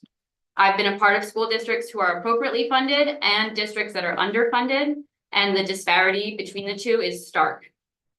State notice that our local tax levy is not adequate means that if we don't respond by using the full tax levy allowed, it means less financial stability for our district. It means we can see cuts in programming and opportunities for our kids. It means that over time, they'll lose access to the best teachers and highest quality instruction. Their class sizes could increase. We could see cuts in music and arts, sports, and course offerings. We don't run our schools with any delicious surplus funding right now beyond that safety amount that Ray mentioned. So limiting our access to this revenue means limiting the opportunities that our kids really need. In addition, the quality of our schools is tied directly to our property values and the overall thriving of our town.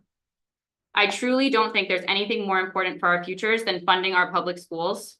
And I ask the board to vote in favor of using the full tax levy allowed by the state to adequately fund our schools.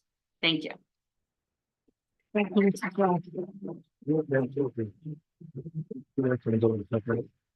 The ex-Angela or something like the Oh. camera. Angela, can you take off the light on the Yeah. overhead. And this is gonna go. Yeah, we don't need that anymore. Yeah, yeah, I need. If we need it, we'll have it put back on. It's just, it's blinding us. Yeah. Sorry, guys. No problem. Enough vision problems. All right, so now we go online to. We have Martin Peringer. Can you hear me? Yes, we can. Yes, thank you. I'm Martin Pirenscher from Highland Lakes. Okay, first, I also want to, just like Ms. Ross did, ask you to go to the full amount that the state will allow us to properly fund the schools for the future. I want to address some of the things that Mr. Fisher said. I agree with him that the state formula is unsustainable. It was unsustainable when we were presented with it from, well, it was forced upon us by Chris Christie. And it still is, because 2% doesn't even cover the inflation. I also want to tell him and make a point regarding the referendum that he mentioned. It's not going to solve all. A bond is a mortgage. It works like a mortgage. So you take out a bond, you got to pay it back. So we take out a 50 million bond, we have to pay the 50 million back with interest. So that means you have to find in the budget on 50 million, my guesses are somewhere between 3 and 6 million a year to dedicate on average to paying the bond back. So that means you need the tax base to pay the bond back before you can even think of putting a bond out. Like if I don't have adequate income, I cannot take out a mortgage for $400,000 and buy a new house. It's the same thing. No matter what the state does, the kids are ours. My kids are grown and gone, but they were living with me for over 20 years. In those 20 years, I have paid taxes. I have gotten tax credits for children. I've gotten deductions. I got money here, money there. I didn't get money here, money there. No matter what money I got from wherever, I didn't have to pay in taxes due to credit or child income, whatever credit, or income credit or whatever. Yeah. I still had to feed my kids. Yeah. And I still had to educate my kids. And the schools are here to educate the kids. And we, the adults, I don't like taxes. I would much rather spend it on other things. 3D printing is my hobby. Okay. Robotics is my hobby. But I rather pay the taxes and make sure our future, the kids are educated, because as a society, those who can have to do for those who can't. That's a social contract. That means if you're old and sick and you did all your life, you participated and you took care of the old and sick, you deserve to be taken care of.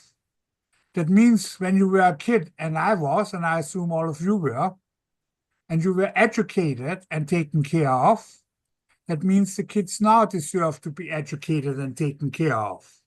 That is the social contract. Otherwise, we don't have a society. We can just be lone wolves all around. We don't need no city. We don't need no BOE. We don't need no state. We don't need no country. We just go kill each other. And the strongest survives. So thank you for listening for me, and please do what's right for the children. Thank you, Mr. Peringer.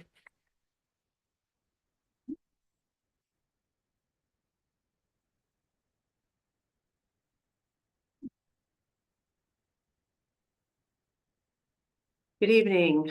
My name is Colleen Ranzan, and I am proud to serve as the president of the Vernon Township Education Association, representing the dedicated professionals who make this school district a place of learning, growth, and community. Tonight, I'm here to speak in strong support of the additional proposed 2.4% tax increase. We understand that any tax adjustment is a serious consideration, one that affects households and businesses in our district. But this increase is not just a number on a paper. It is a necessary step to protect the integrity of our educational system, to support our staff, and most importantly, to invest in the future of our children. The district, like so many across the state and the nation, is facing rising costs: fuel, healthcare, instructional materials, building maintenance, and technology, costs that cannot be absorbed without adequate funding. An additional 2.4 increase is not extravagant, it is responsible. It ensures that we don't fall behind and that we don't cut programs or lose valuable staff. And we continue to offer our students a high-quality education they deserve. Let's be clear, our staff is not asking for luxuries. We are asking for stability, for the ability to retain skilled educators, keep our class sizes manageable, provide safe buildings, and continue delivering services that go beyond the classroom, like counseling, special education, enrichment, and meals to those who need them. We also are asking for respect. When we support a tax increase, we're acknowledging that education is not an expense, it's an investment. It's the promise to every parent in this community that our children's future matters. Our teachers, aides, counselors, custodians, and support staff work every day to uphold the promise. They do it with professionalism, compassion, and dedication. Even as the costs rise and budgets tighten, we are the backbone of this district. And they are counting on this board to make a courageous, forward-looking decision to support this increase. I urge you, do not see this as a burden, see it as a commitment to our staff, our students, our community, and our children. Let's ensure that when history looks back at this moment, it sees leadership and not hesitation. Thank you. Thank you, Mrs. Vincent.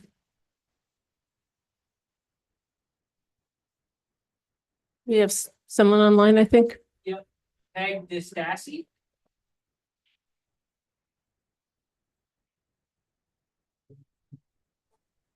Good evening.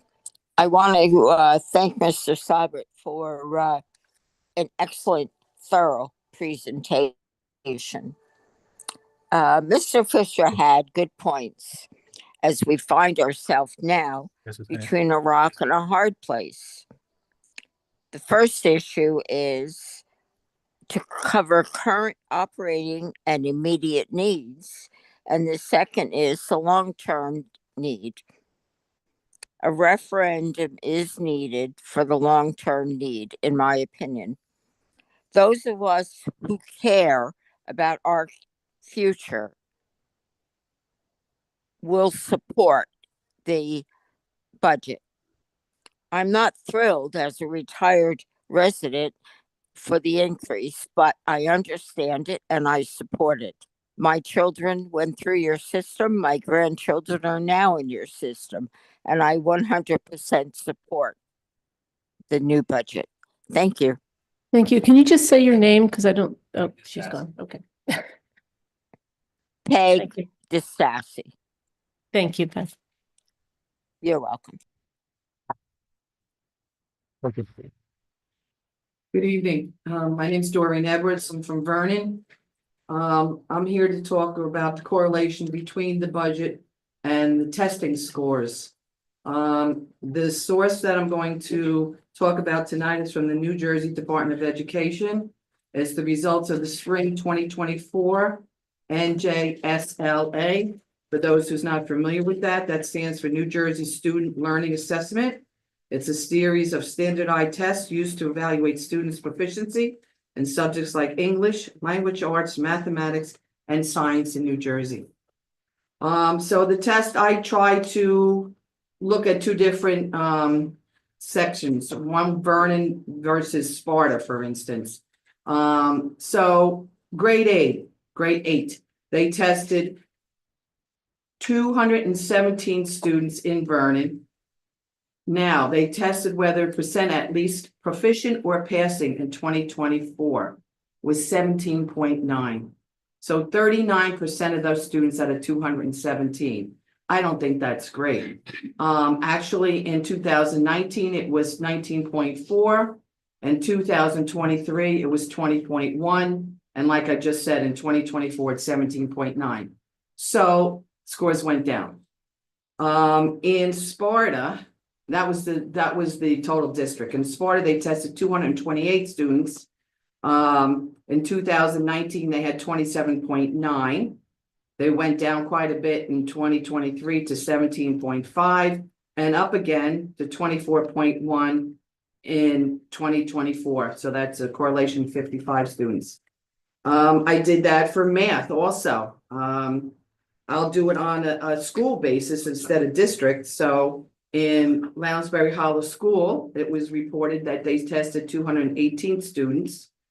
In 2019, it was 48.1% that was percent at least proficient or passing. In 2023, it was 40.7, so it went down. And now it's reported that it's 29.8, so approximately 65 students. In Sparta at Helen Morgan School, again, math, 4th grade, they tested 214 students. In 2019, they were up very high, 73%. In 2023, they were at 47.2, and now they're down to 44.8. But that's a big significant difference, testing 218 students versus 214 students in Sparta, and we're at 29.8 and they're 44.8. So my point is, money is an issue, but it's not everything. It's part of the scenario, but we can't be throwing money at every time you need it. I am getting literally forced out of Vernon because I can't, I'm retired and honestly, I can't afford much more. If you look at how many people are getting pushed out, you're going to have less of a income base to draw from and a higher amount that you need to get. So I don't see that's a good scenario in anybody's point of view. I see some places look at it, maybe they explain it properly, but the bigger the pie, the less of the people who's going to contribute. It's going to be an issue. And I just say, I care for the kids. I want them to learn well. I would like a Porsche vehicle, but I couldn't afford it, so I got a Mazda. Sometimes you don't have to get the top of the line for certain facility things. You know, we have to budget where we can. And my other question is, what would happen when last year you raised it, what, 9.6 something percent? What happens if that didn't pass at the last minute and the state didn't say, okay, you could go above the 2% cap? What position would you be in now? You know what I'm saying? It's got to end somehow. We have to consider, I agree 100% what Mr. Fisher was saying. Sometimes we have to test the waters. Thank you very much. Thank you, Mrs. Edwards. Do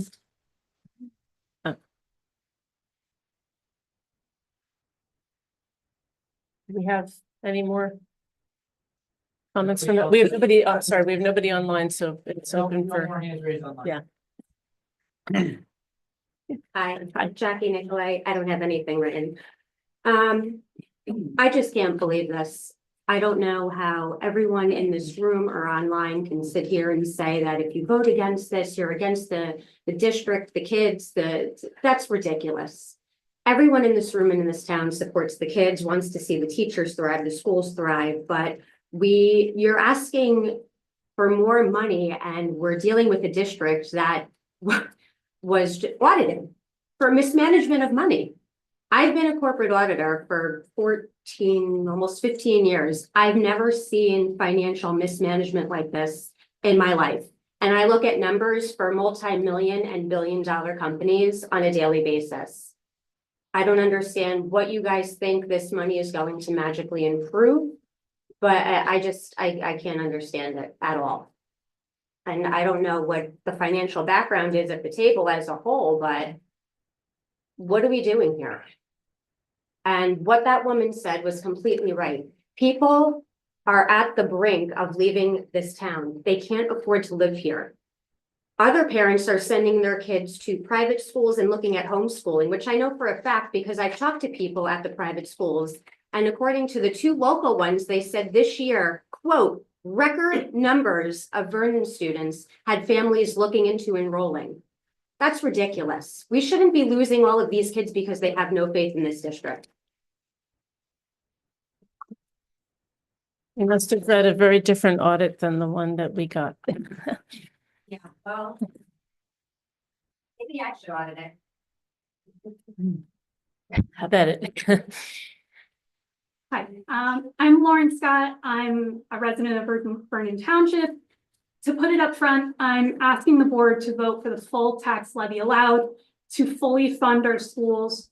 I've been a part of Vernon for the last 8 years, but a lifelong resident of Sussex County. Growing up through the Sussex Wantage education system and thereby High Point Regional High School, I was afforded access to numerous educators who challenged me to think critically about the world around me and stress the importance of being an informed global citizen. Thanks to the robust school system at High Point, I completed enough honors and AP classes to be able to enter college as a sophomore, graduate a full year early. Since then, I've been able to lead a very successful career, be able to afford my own home outright in Vernon Township. All to say, I really wouldn't be here today without the continuous tax revenue given to schools. It's a vital stream of income for schools, not just for classes, but for clubs and sports where all kinds of kids can grow, flourish, and find what they are passionate about. And if I could just say one thing, I remember being in a room just like this, probably 15 years earlier. I was a senior in high school, and I remember just begging the board not to cut my favorite band director and just having my heart completely crushed as a result of discussions just like this one. The kicker, though, I do not have kids of my own, nor do I plan to have children in the future. But even I am glad to pay taxes towards the education of kids within my community, because I look forward to the next generation being educated and ready for the challenges that even we cannot possibly foresee. I fully support their growth however I can as a citizen of Vernon Township. Thank you.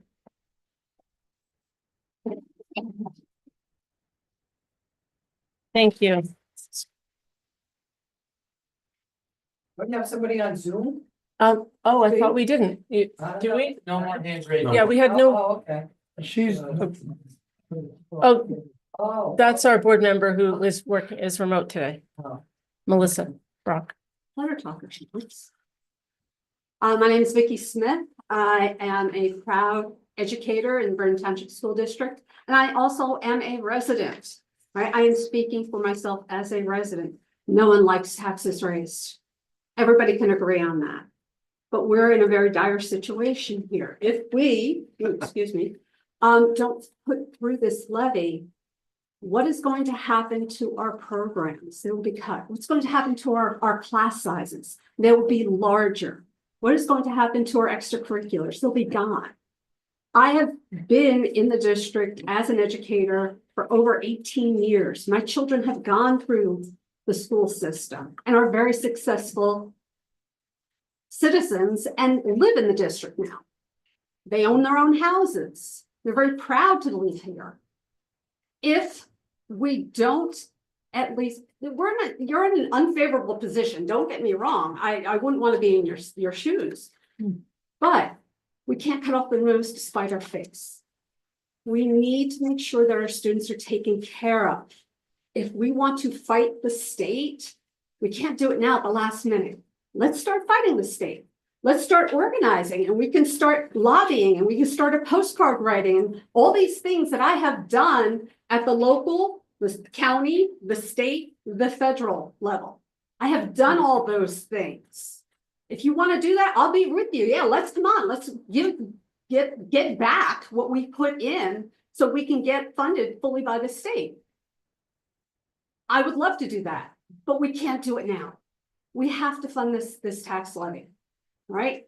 And once this goes through, let's go. We'll start fighting. We'll start protesting. We'll start writing letters. We'll start lobbying. We'll start making phone calls.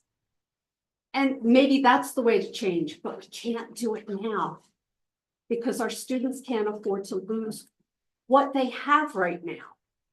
They've already lost so much. Right? We're still, believe it or not, we are still catching up from COVID. They are dealing with buildings that were neglected for so long. And for the past few years, you've had to play catch up with that. we've had to play the one Passover in the Glen Meadow. It was dangerous because it was neglected. All these facilities had not been kept up because oh, let's not raise the taxes. Let's give money back. Well, that 13 cents that I got back in my taxes didn't help the buildings. So let's think of here and now, go through the difficult time now and move forward and try to make it better for the next time so we don't end up in this position again. Thank you.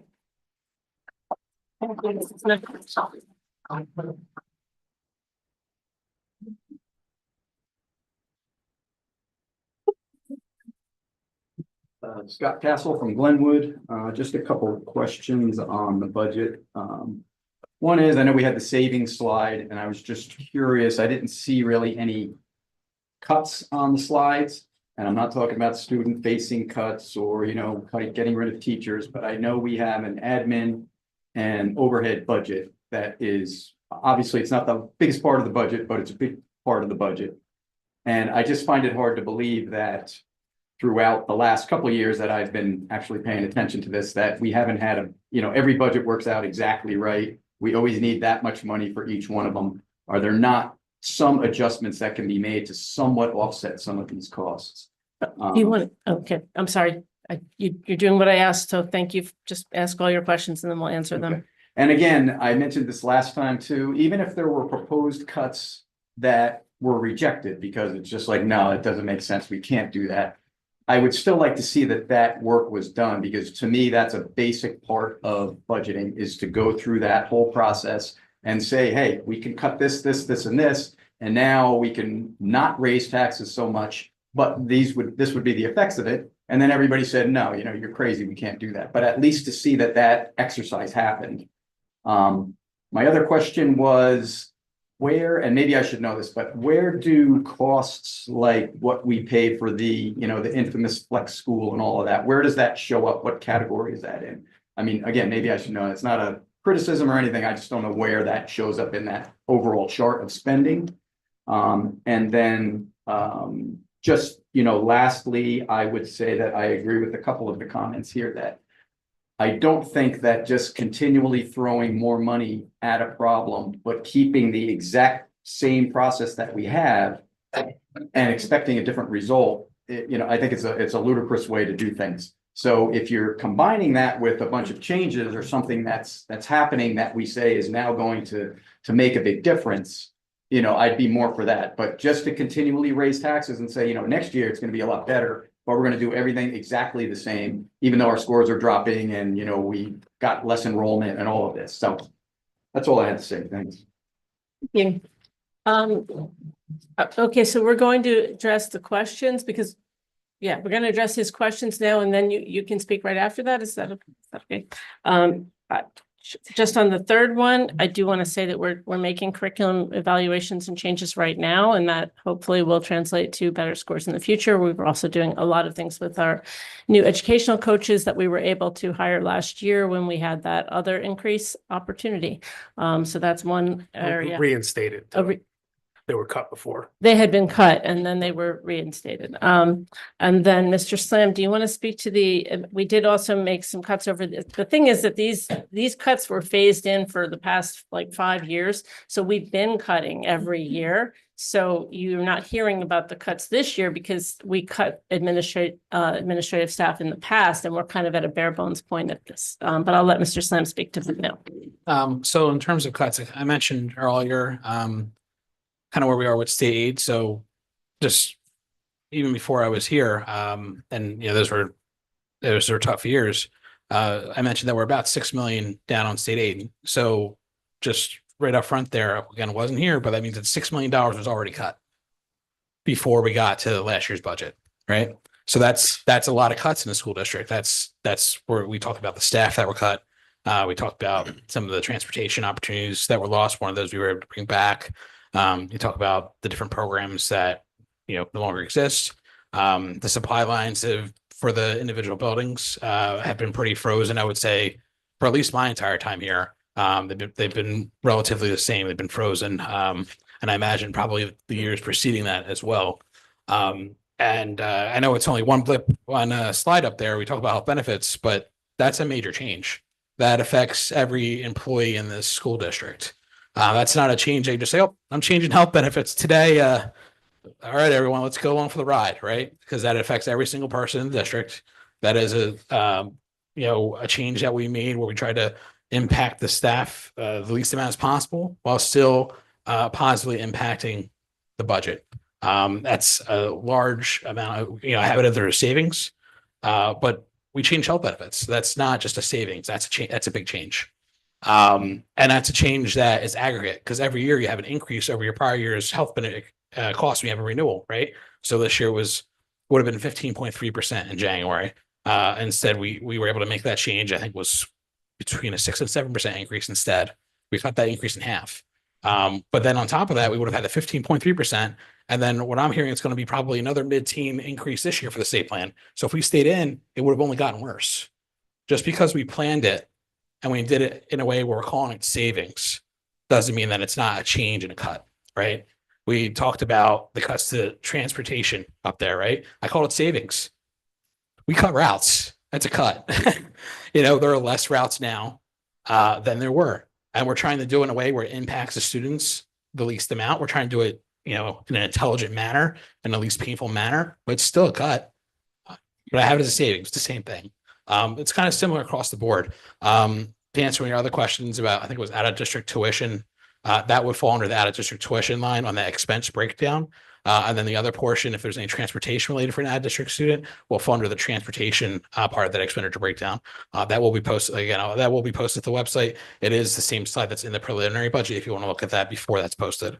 And we've looked to save money there as well as creating programs in district to keep people from going out and have significantly decreased the amount of out of district students in the last couple of years. And we're very proud. We've talked about it in the past. We're very proud of our ERI and ABA programs across all grade levels. Yeah. And kind of back to that again requires two things: investment in the program and foresight and planning to get the program where it needs to be to bring kids back. That's just because we're not calling a cut. I mean, I think, in my opinion, it's better to think ahead, plan, put the district in situations where they can either increase revenue to offset costs, or I'm calling it save money, rather than coming out and saying last minute, all right, let's cut 20% across the board. This is the better way to do it. And just because I don't have it listed as a cut doesn't mean it's not a cut. It just means that we planned it out so it's less painful. And also, go ahead. Sorry. And then I was going to say, and then throughout the year, we do go for the budget process. We go through every single line, every single expense in the business department with the other administrators. We look to make sure that everything that is being budgeted is being used, and not only if it's being used, especially with software, if it's being utilized at a high enough rate for us to continue to fund it. And if it's not a high enough rate, we pull it out, we cut it. Right? There are a lot of those items that happen throughout the budget process, but if I were to list them up here, you'd have a very long list, right? But there are little amounts here and there, but it adds up.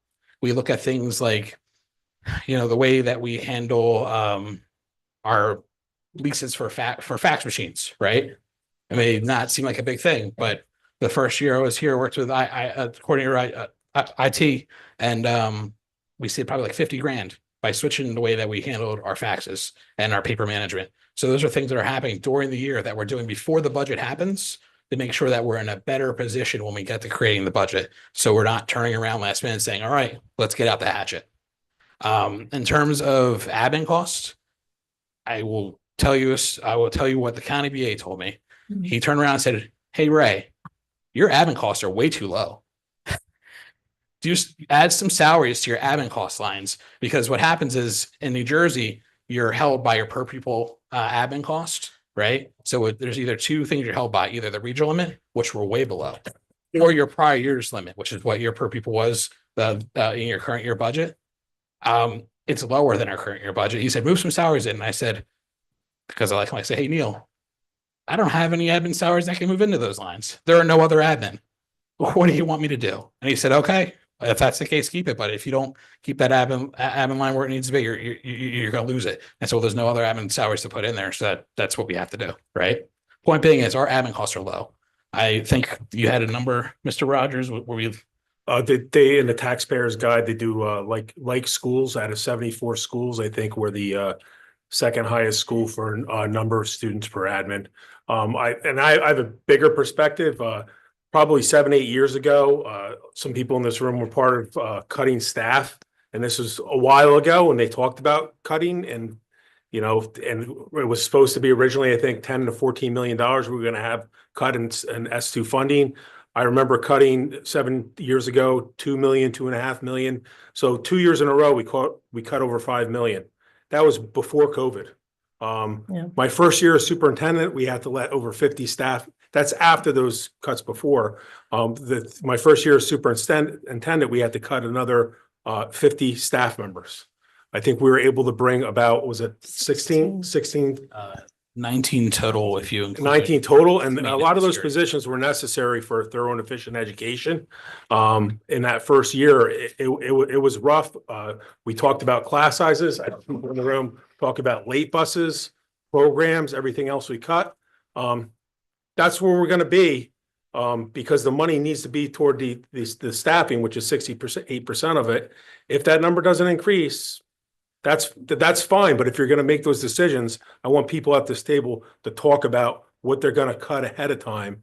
And instead of just, this is what we're going to do, what are you going to cut from the budget?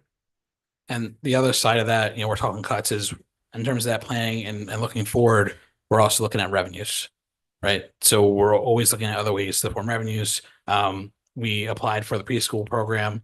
Not only is that great for the community, because I have 2 kids, childcare is insane, right? It's getting the kids in the schools earlier, which is great for the kids. It's saving money for the parents because it's tuition free and it's full day.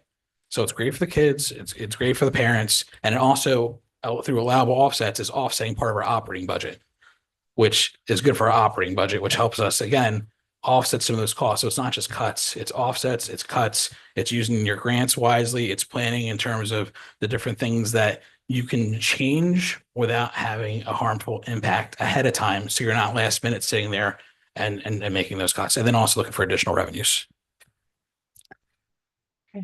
One additional thing that we didn't talk about, I think it was previous to your employment here, was the retire not replace strategy, which we would try to downsize our staff by having people retire and replacing them with a 6th period stipend for educators, so that we would save those salaries. And that was like a less painful way of reducing staff, but you max that out and then you're looking at cutting teachers and you're looking at bigger class sizes, and it gets really ugly. So we've just come, we're to the point where there are no cuts left that won't really impact us in a really painful way. Okay, do we have someone else coming to the mic? Thank you for your patience, by the way. Oh, that's fine. Maureen Matos, Sussex. I am here to support the students. I have a grandchild that's in the district. I had 3 children go through the district. I just have a question. Last year, when our taxes were raised, we were told that class sizes would be smaller. The class sizes are not smaller. I want to know why.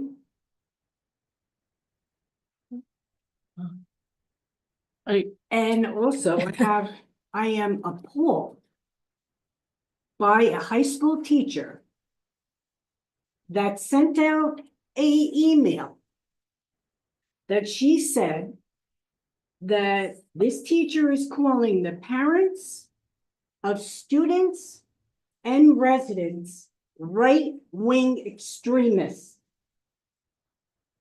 who do not support public education. Do you know us to make that comment?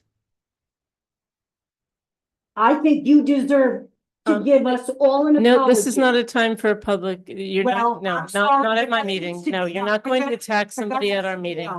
You're not using our microphone to attack individuals. It's an attack to us. That's called. That's an attack. Excuse me, ma'am, this is a hearing on the public budget, not a place to discuss among members of the community. But why is it said so? Why do we have to hear that? This meeting is not about that interaction. This meeting is about the public saying whatever they want to Exactly. say. I'm not going to That's tolerate. unfortunately incorrect personal because it's a attacks. public hearing That of the is not budget. And then you incorrect. talk about agenda items and That is you're on. not incorrect. This woman said nothing wrong. Jesse, My name is Jesse be Palladini. careful on that platform. It moves. Don't lean on it, Okay, please. I'll lean very lightly. Okay. My name is Jesse Palladini. I'm an educator. I've taught high school. I've taught college.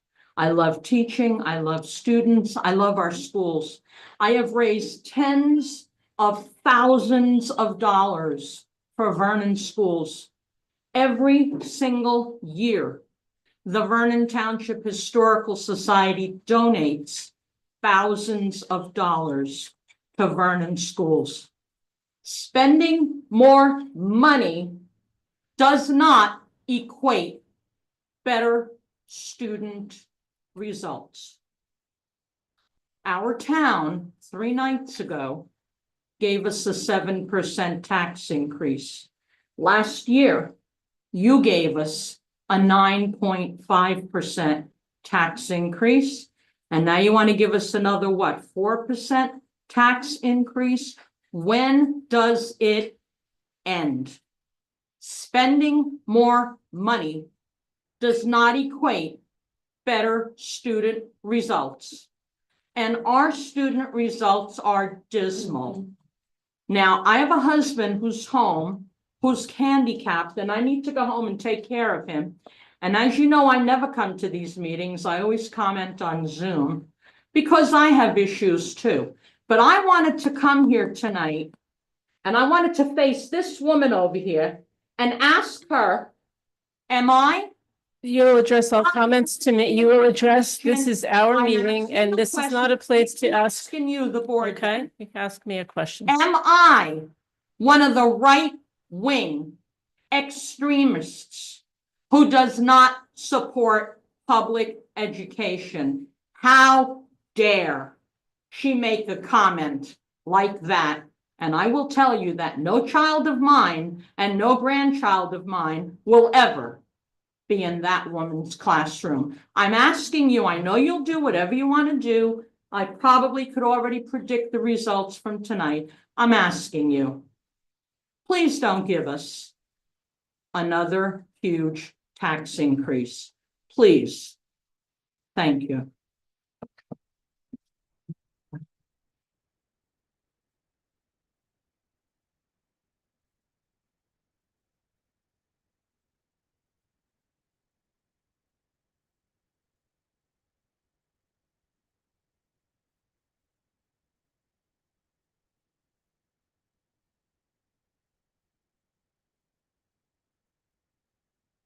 Hi, I'm Bill Higgins from Glenwood. I'm here representing myself, not my position with the town or the council. Mr. Slam, you've been here for what, 3 years now? Just under 2. Okay, so this is probably, I think it's your 3rd presentation. And just a comment, because it's part of the budget. When you're asked a question, will you please answer it? You spin a tail, you go in circles, you never answer the question. You try to hide the facts with all sorts of regulations. A simple question was asked by somebody at the table. What does the architect make? You never answered the question. 5 minutes later, you put everybody to sleep. So what's the architect make? What's their percentage? Is that your only question? No, Okay, no. please list all of your questions and then. Okay, we can answer that's them. one question that's coming.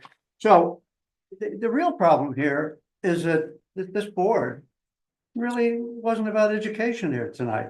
It was as if Mr. Sweeney and Mr. Zimmerman, who apparently are interested in buildings and roofs and all the rest, all important. This whole budget was about physical properties. It was a facility managers meeting. It wasn't an educational meeting.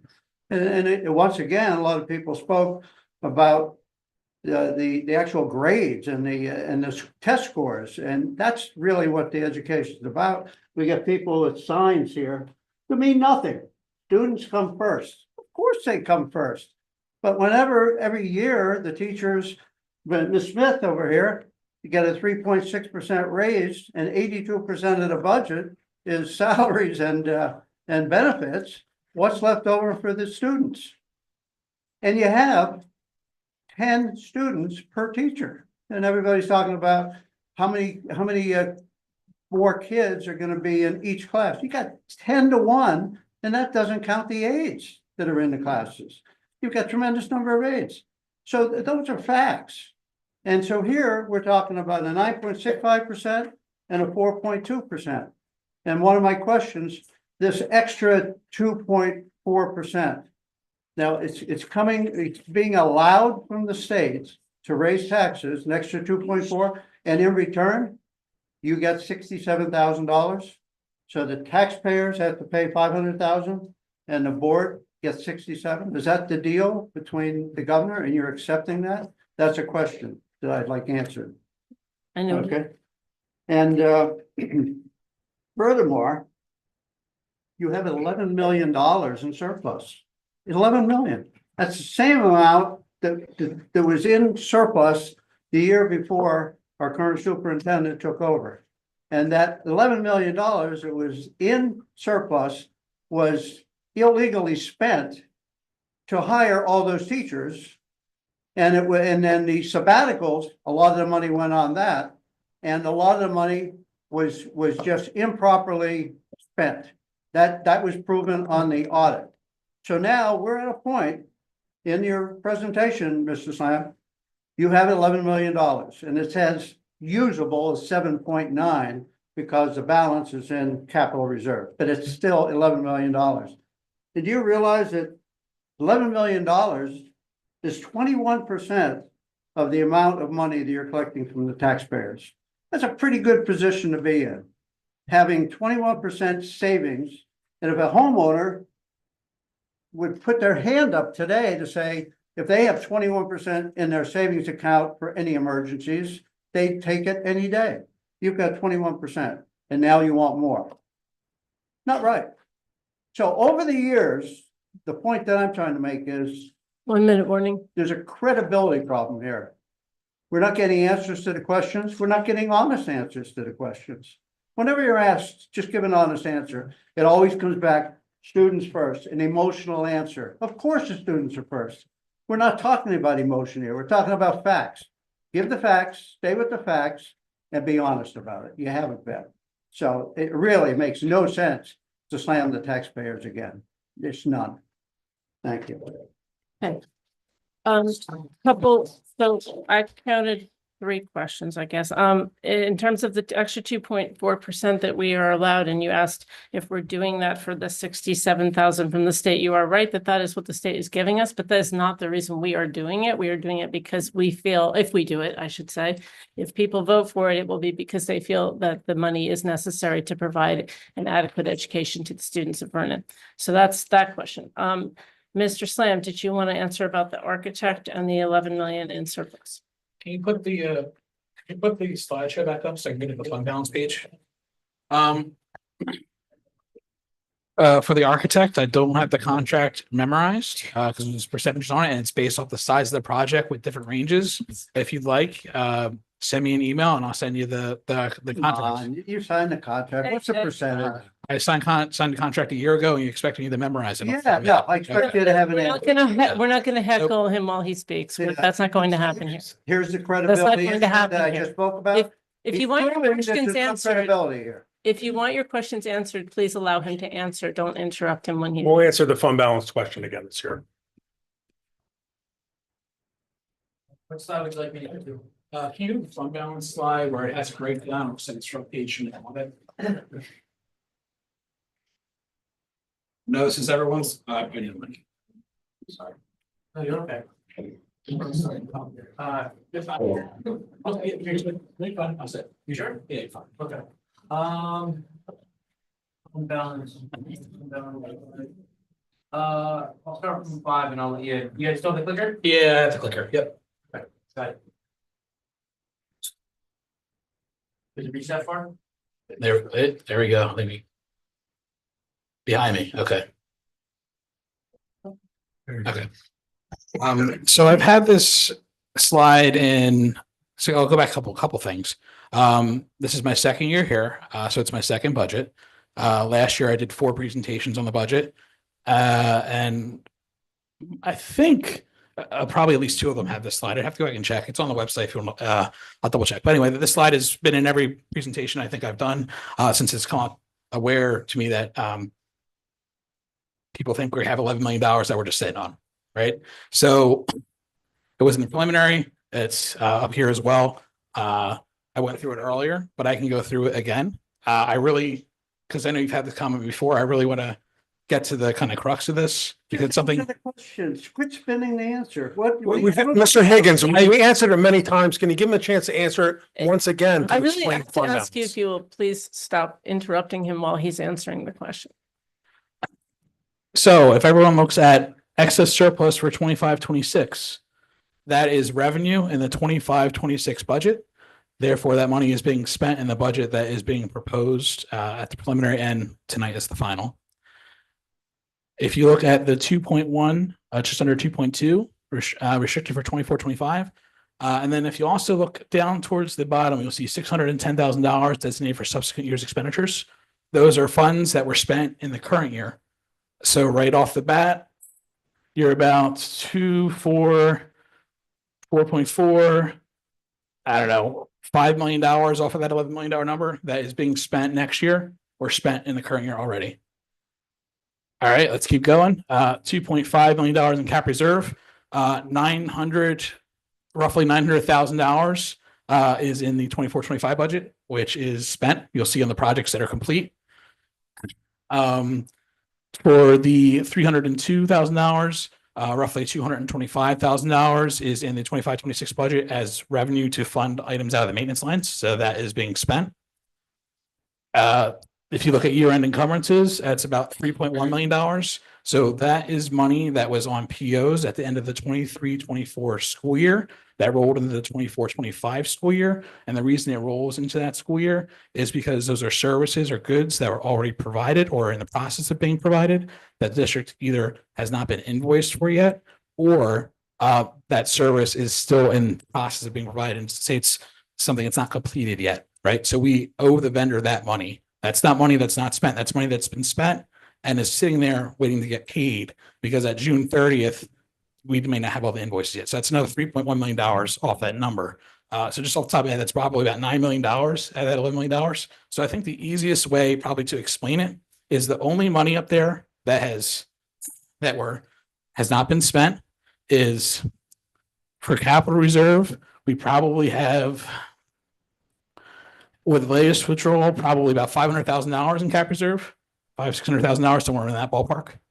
And then maintenance reserve, there's probably about $75,000 there.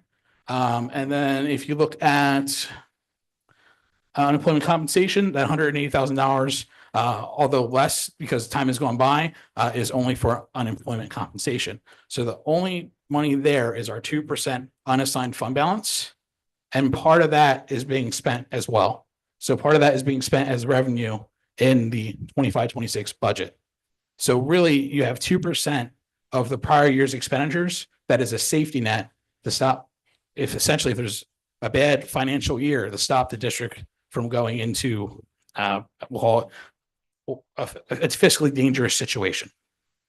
So I'm not really sure why we've heard that comment, before, and I've had other people approach me and ask me to explain it to them why we think there's $11 million there because there's not. This is from the audit. I'm not making these numbers up. I have no reason to make numbers up. My job is to make sure that the students are provided for, the staff is provided for with the resources we have, and to make sure that the district is being financially responsible and is in a situation where we're not going to risk going into a deficit and having potentially the state come in, right? We don't want to go to cuts like happened before. I'm rambling, but anyway, I think I kind of answered your question. But I know we don't say back and forth, but if there's any other questions you have on the fund balance, I would really love to address them just because I would like us to be on the same page about the fund balance. He is actually out of time as well. Your answer proved my point. Thank you very much for that answer, which was unbelievable. Thank you. Thank you, Mr. Higgins. Was there another question too, or is that everything? I believe that was everything. Okay. I did want to And say our cap reserve is only what % of our budget? Off the top of my head, I don't know We're gonna the, have $1 million left though this year. right now, we're probably, hold on, I'll pull it up. If you want, we could move on to the next commenter as I'm pulling up. I don't want to hold anybody up. Yeah, I'd like to do that. Who do we have online? Shut that You up. want me to turn it off? Oh, yeah, because it goes in our eyes. It's really hard to look at the audience. We have Barb Monchower. I have the amount too. Mrs. Munchauer, just 1 second, right? Sure. Get that. Yeah, so right now, I mentioned the 900,000 that came out. It was $916,000 that came out on July 1st, and that was to fund the Glen Meadow window project. The school portion of that project, the high school cosmetology building ramp and stair repair. The ramp was sunken. The rails, when I first started here, weren't attached. We temporarily attached them as soon as I was aware of it because it's a safety issue. Cedar Mountain stair retaining wall, that stair had been cordoned off for I don't know how long before I got here that stair was cordoned off, but it was cordoned off. And the retaining wall, which is wood, was bowing in, which is unsafe. So we addressed those. It's 916,000 that came off of that 2.5 you see on that audit screen. So that brings you down to just under 1.6 million. And then we had $150,000 that went to adding a security vestibule to Walnut Ridge, which is very important for the safety since that building is now full. We have opened 14 classrooms in addition to the PSD classrooms that already exist. And we're looking to open, I think, probably about 3 more in that building, in addition to 2 more with provider sites. And then to add to that, we had the withdrawal for the state portion of the SDA window project. So that's money we'll get back, but we have to fund it up front. So when you take that out with the vestibule, you're at $1,099,000. And then with the creation of this budget, you have $150,000 for the high school elevator estimated, $150,000 estimated for the Lounsbury Hollow elevator replacement, and then $225,000 estimated for the Glen Meadow PA system replacement. That would bring us to projected cap reserve after withdrawals of about $574,000. Once that Glen Meadow window project is complete, or as we're going along that process, we can submit for reimbursements to SDA. So the estimate is that after we get those reimbursements, we'll be up closer to $1 million. But until we get those reimbursements, we'll be at $574,000 unless we're able to end this year and do a deposit in the capital reserve. And finally, that forensic auditor did state that there was no improper use of funds. Just state that one. Mrs. Munchauser, please don't shout out from the audience. If you have something to say, you can say it at the mic when it's your turn. Mrs. Munchausen, thank you for your patience. No, you're very welcome. Good evening. I am Barbara Munchauer. I'm the secretary of the VTEA. And I just would like to put my support to ask you to vote for this increase. I do realize that it is a burden for some people, but just as people pay taxes for me to go to school, I'm willing to pay taxes for other people to go to school. I would like to clarify something that was said by a member of the public. I'm not sure where the state got the numbers that we have 10 children in a class, but I have more than double that in my class. I have always had more than double that in my class, and none of my colleagues have that number of students. I'm not sure how the state came up with that 10 students per teacher, but that is definitely a misunderstanding. Certainly there are some smaller class sizes based on need, but generally speaking, our class sizes are not small. And without additional funds, they're going to get larger. I don't think anyone wants to see 30 children in a kindergarten, first, second, or really any grade level. And additionally, I realize that a big bulk of the budget does come from salaries and health insurance, et cetera. But when we see an increase of, say, 4.6%, that does not translate to every employee getting an increase in their salary of that amount. It gets spread out over a table, to put it very simply. We have different steps that you can be on, the amount of education you have. Our salaries definitely do not keep up with inflation. And additionally, many of us spend hundreds, maybe thousands of dollars in the classroom for our students.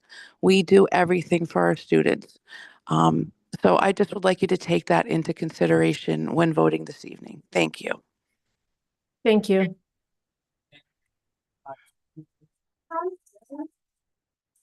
No, I'm sorry, we don't have seconds until all the first go, and then you can come after everyone has spoken once. Question, so, you know. Yeah, it's Robert's rules. I'm sorry. I try to follow them if I know them. I don't always know them, but I try. Hi, my name is Jessica De Benedetto. I'm also here representing myself as a citizen and not a member of town council. Good evening, members of the school board. As a parent with a son who is about to join our district, I deeply value the importance of well-funded education systems that support our students and our teachers. However, I'm concerned about the significant year-over-year increases in the school budget. I understand that costs naturally rise. I'd like to respectfully ask, are these increases translating into measurable, oh my gosh, improvements such as better state rankings for our schools? Taxpayers, myself included, are feeling the strain of these consistent hikes, and I believe there comes a point where we need to explore ways to balance the budget without placing an ever-growing burden on our community. I'd appreciate your insights on how we can ensure fiscal responsibility while continuing to prioritize our students' success. Thank you.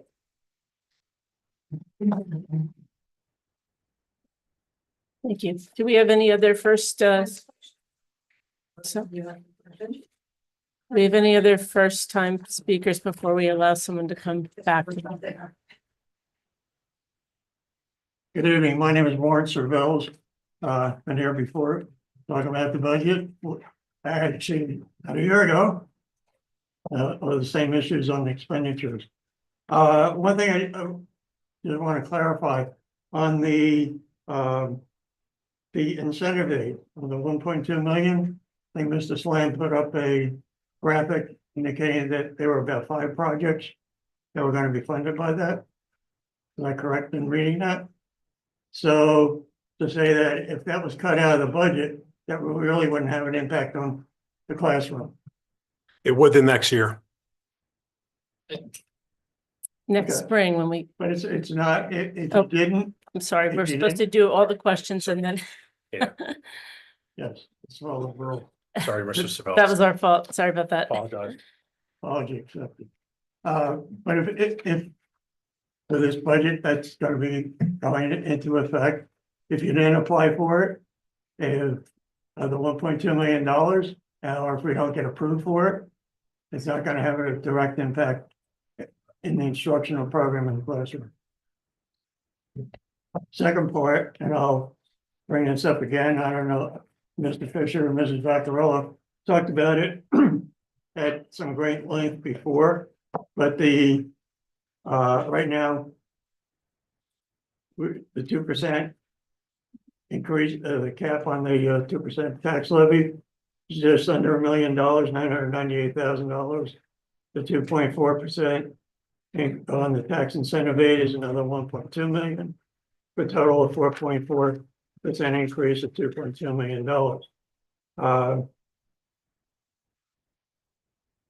So out of that, as I mentioned just before, if we didn't get 2%, go back to that. Mr. Fisher was bringing up that couldn't we do something with the unexpended balance that's currently in the budget this year? Last I looked at the figures, it was somewhere about $3 million that was still unexpended out of that 9.6% increase. Mr. Slam has indicated that he needs 2 million of that to fund the 26-27 budget. There's been applying about $2 million in surplus last year or this year. And so it would leave about $1 million, which could go towards offsetting that 2% tax levy increase. So I throw that as a suggestion and consideration that maybe you have looked into that. And this is the best that you're presenting, but I just want to urge, trying to ease the burden on the taxpayers. Everybody supports education. I spent my career in education. My wife spent her career in education, and we're there about it. But as others have expressed, people are reaching their breaking points as to how much we can continually absorb and spend. And I think you need to take these all into consideration in your deliberations before you finally pass and voting on the budget tonight. Thank you. Right, Mr. Slam, would you like to address those questions? Sorry. The impact on, It's a The 1.2 projects wouldn't impact students. yes. Oh, yes, that's right. It worked. So, I mean, you could, I guess you could say it doesn't impact students, but I think if a fire alarm doesn't work or a PA system doesn't work, that would affect the students, obviously, right? And then in terms of fiscal, sustainability of the budget moving forward, nothing in this environment goes up, only 2%.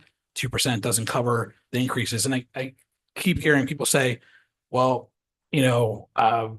manage it a different way, offset a different way. The only way to offset additional expenditures over your revenues will be to cut your expenditures, right? So as the expenditures continue to go up, we're not adding things, right? There's not glitz and glam in these budgets. Things are just getting more expensive. Transportation is more expensive, right? Out of district tuition is more expensive. Energy is more expensive. We can't just stop using energy, right? We have to pay for certain things to operate, and those things get more expensive, and they get more expensive than a 2% increase on 68% of your budget would allow you to accommodate. So you'd only be able to really cut, again, probably programs or staff at that point, because there's not a lot of supply money in this budget. There's not one-time budgets there's not projects in this budget that aren't funded through cap reserve.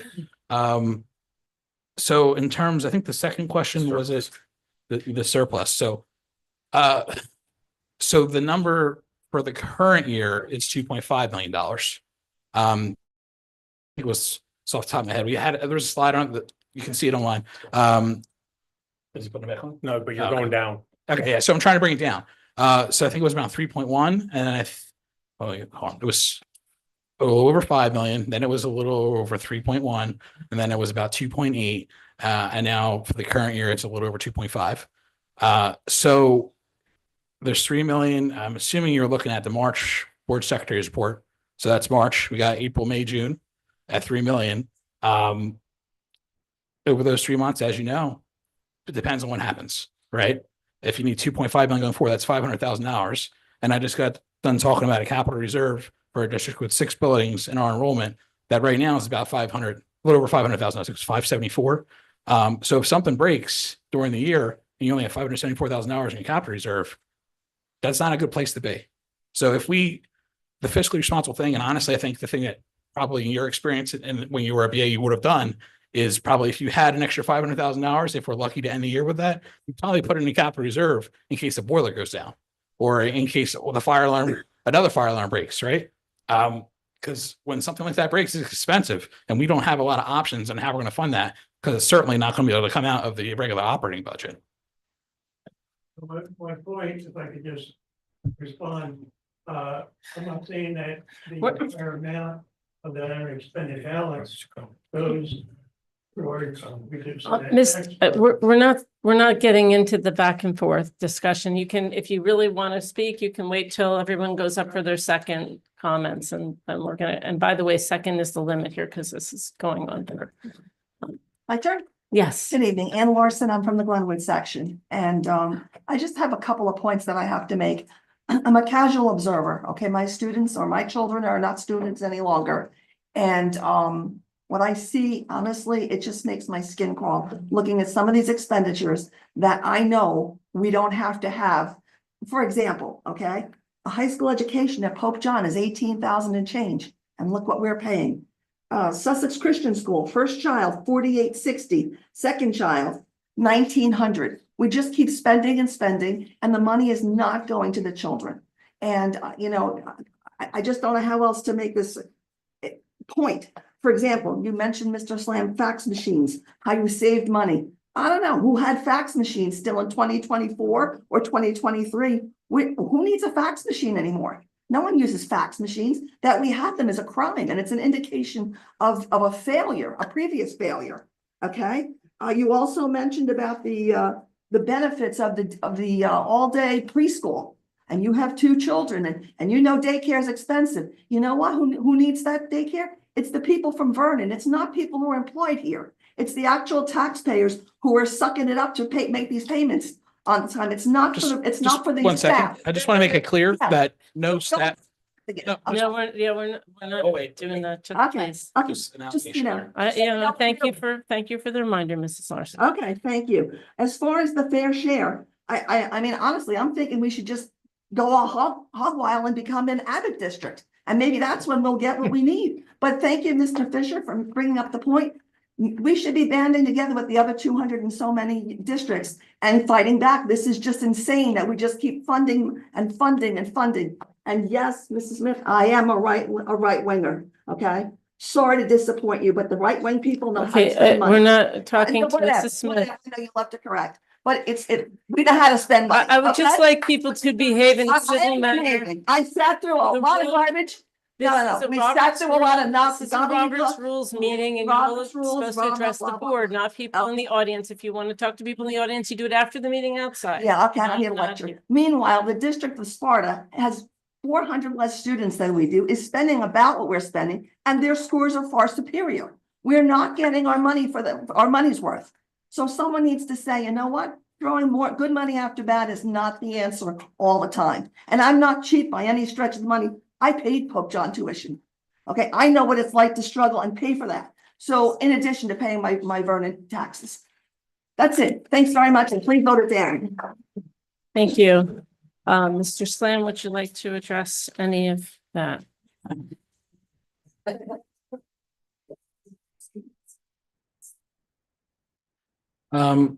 Let's see. So fax machines, those are for confidential reasons for our nurses.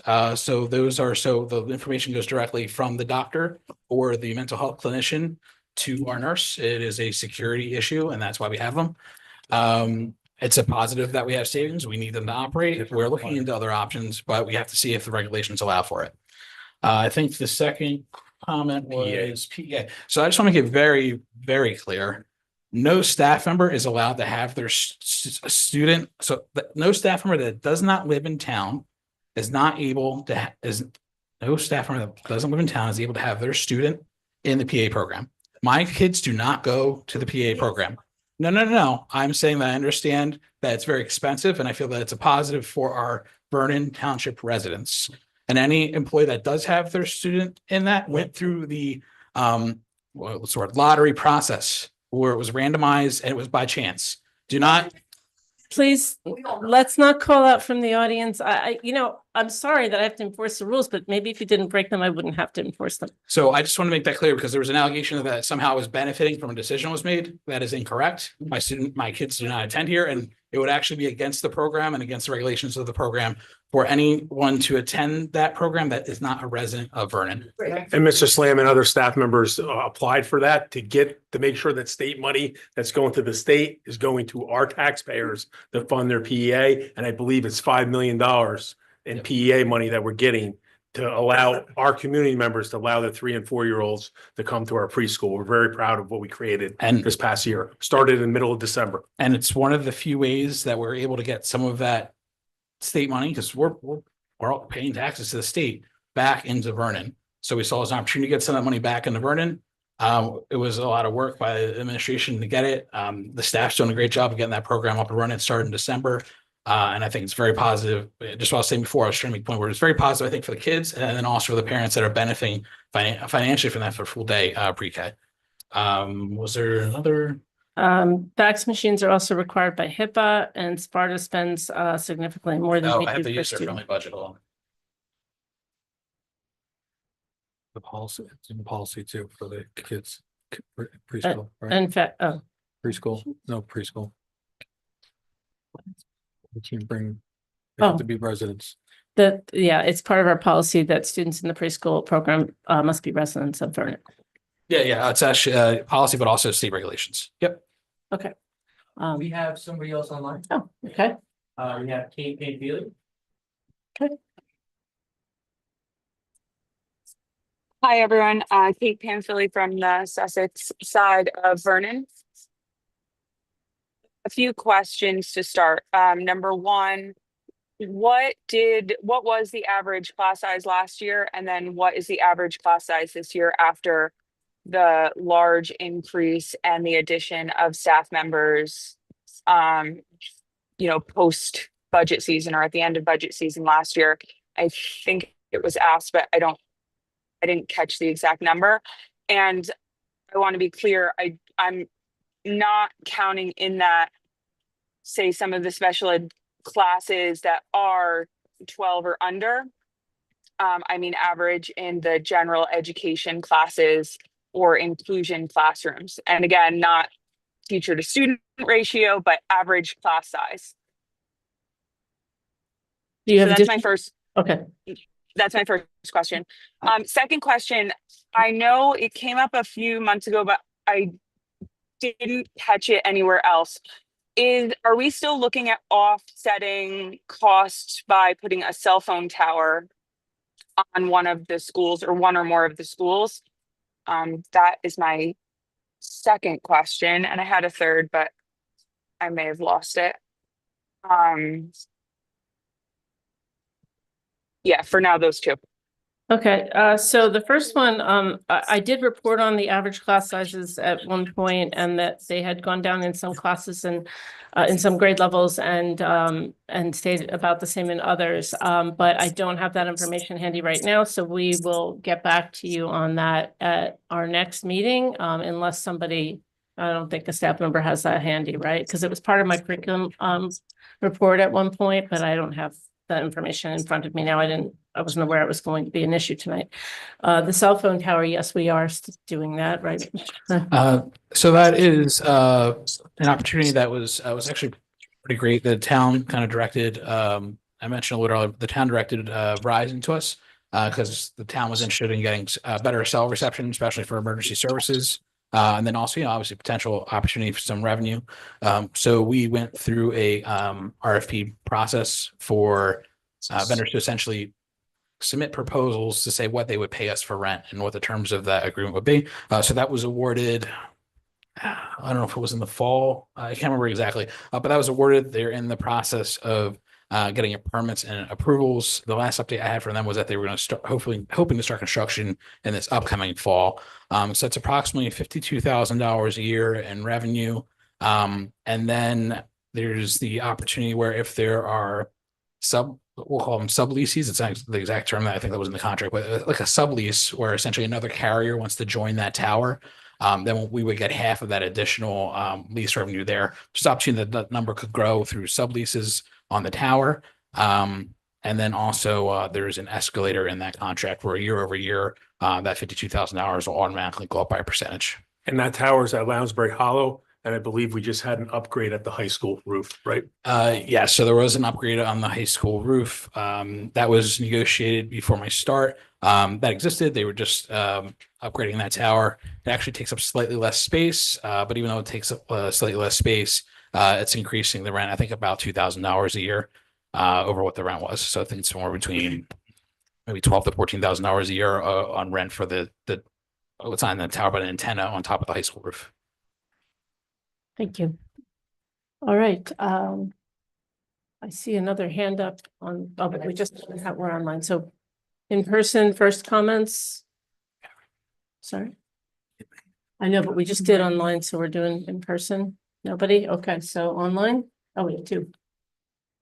We have Martin Perringer again and Kate Van Feely again. Okay, so those are both. Oh, Mark, wait, did Martin just go away? Okay. Okay, well, I guess this, you were waiting first to go second, right? Did you still want to speak? Okay, so you're up and then we'll come back to you, Mrs. Bailey. So it seemed you got offended by what I said, so maybe mismanagement is a better word. I feel like you guys came into this room with a decision already made, and it really doesn't matter what anybody here says. So let's just assume you're going to vote yes for this because you just don't care about the argument otherwise. How is this money helping our kids and these teachers directly? Because all I see on these lines are building improvements and I might have misunderstood somewhere, but almost $1 million just for steps and windows in one school, over $500,000 for 2 small elevators in 2 schools. Where are the quotes and the itemized quotes for all of these projected projects and the final payments on all of these, because those numbers, that's insane. Almost $1 million just for windows and steps.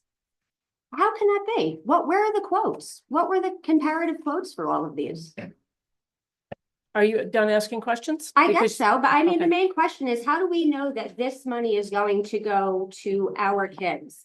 Because the money that you got last year, I didn't see a big jump for them or for the teachers, really. My kid watched her teacher pack up and lose her job. How many teachers lost their job? What was it last year? A couple dozen? I mean, how many teachers did you lay off in prior? See, that's a part of the problem too. You look at it, you look and you roll your eyes. People have genuine concerns here. These are our I'm children. looking at Mr. Rogers to try to figure out if he knows what you're I think I referencing. think it might That's have all. been Teacher layoffs, that's what I'm I'm not rolling talking my about. eyes. I'm Well, kind of like, I've seen you who was roll later? your eyes and laughing and snickering. People All have right. genuine concerns. These are our children. I'm concerned too. You That's are. why I'm so- here. so then the question is, how is this money yet again going to directly help our children and guarantee that things improve for our kids and our teachers and not just the face of the buildings? And you had a second question about how many, like, did you We have don't a? need to talk. I know there was too many. I know No, there was no, too I'm many. just asking you, did you also have a question about that? Well, teacher that maybe you- costs. How about the costs? Can we see itemized quotes and costs for all of these things you're proposing and see where the money is going? Because honestly, had I known that stairs and windows were going to be $1 million almost, that would have been something I brought up and said, where are the quotes for this? Because that seems a little extreme.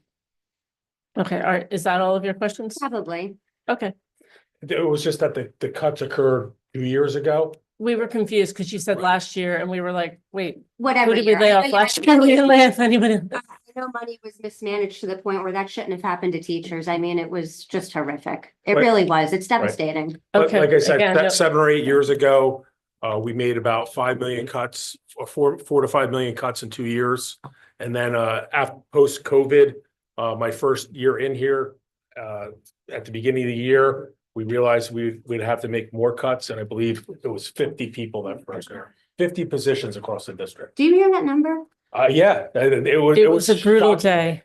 It was tough. But Again, we're not, $1 I'm sorry, we're not doing back and forth So- here. This is So not a that next year, conversation, so. when we worked on the budget for this year, was doing some of the health and safety projects. We talked about it initially, it was a second question, and it became, we listed all the teachers, what positions they would be. We totally decimated in that 50 teacher year cut. We totally decimated our MTSS support and RTI programs support for students. So we brought back RTI, some of those positions, and we looked at the grade levels where we had the highest class sizes, and that's where we added teachers. I believe we added about a teacher in each school, and at least a couple more than one, to take those class sizes that I believe people were coming and talking about class sizes in second grade close to 28. That's what my daughter is 28. Next to Right. her is almost, I think, 29 or Well, 30. this It year, was gonna be over. this year we put extra teachers in to try to bring the class sizes down. But that's a situation we're in right now with the budget. The money lasts for 1 year to pay for the projects, and next year the money's got to go to staff. So if we're gonna make cuts, not next year's budget, Mr. Savellis mentioned, I think teacher-wise, we're gonna be okay with next year's budget. I would love to do some safety and security issues with I that. think. Well, then the next year after that, you're talking about making $1 million to $1.5 million in cuts if we don't take this extra 2.4 this year. Okay, I'm sorry, I'm sorry, we're We've done that. not, Let's yeah, stick we're with not this. doing back and forth. We'll be here all night if we get into that situation. So thank you for your comments. We're moving to Ms. Yeah. Ted. Who do we have online now? Purchasing bidding process. Oh, Yeah. yes, I'm sorry. We can answer the purchasing process. So we're required to follow New Jersey purchasing law. So a couple of things here. One, I want to make it clear that the $900,000 is at a capital reserve. So those are funds that can only be used for capital projects, right? So that can be used for nothing other than capital projects. So that's the first thing. There's the 3 projects that you mentioned. So It just can't be used yeah. for anything other than capital it's projects. a capital reserve. So it's a reserve of money put aside to do capital projects or fixes. So there's 2 things that happen here. One, The window project was bid twice. So that we have to go through a bidding process, it's a sealed bidding process where it's Okay, then. please, let's not call out from the audience. Let's let him answer the question and let's be respectful. Last man. So the window project was bid twice. The window project actually is about $1.2 million because it's replacing every window in Glen Meadow. And 40% of that's being paid by the state. And then the other 60% is coming from capital reserve, which is money only that can be used for projects. So that's the first thing. We had between those two bids, we probably received 5 or 6 bidders. So you said you're familiar with the bid process, so I won't go into that for anyone that isn't. And it has to be advertised. You need a certain number of days to respond. You have walkthroughs of the building. You have opportunities for questions to be asked. And then you have sealed bids that need to arrive at my office prior to the exact time of the bid opening. Then you open the bids. You then would review those bids with your architect and your attorney to make sure they're responsive, both in terms of the bid specifications, but also in terms of the legal requirements and documents they need to provide. So that's the bid process. That's what happened with the windows. For the stairs, that stairs and retaining wall, that is a cooperative, which is a contract that was awarded through a bid through a cooperative. So cooperatives often have a much farther reach than one single district would in terms of the number of individuals that were, or vendors rather, that would respond to that bid. So it went through a bid process. It's a state approved co-op, and we utilize that for the stairs and retaining wall at Cedar Mountain. I think, I don't know, I have the, so let me see if I can pull it up for you. Sorry. I closed it.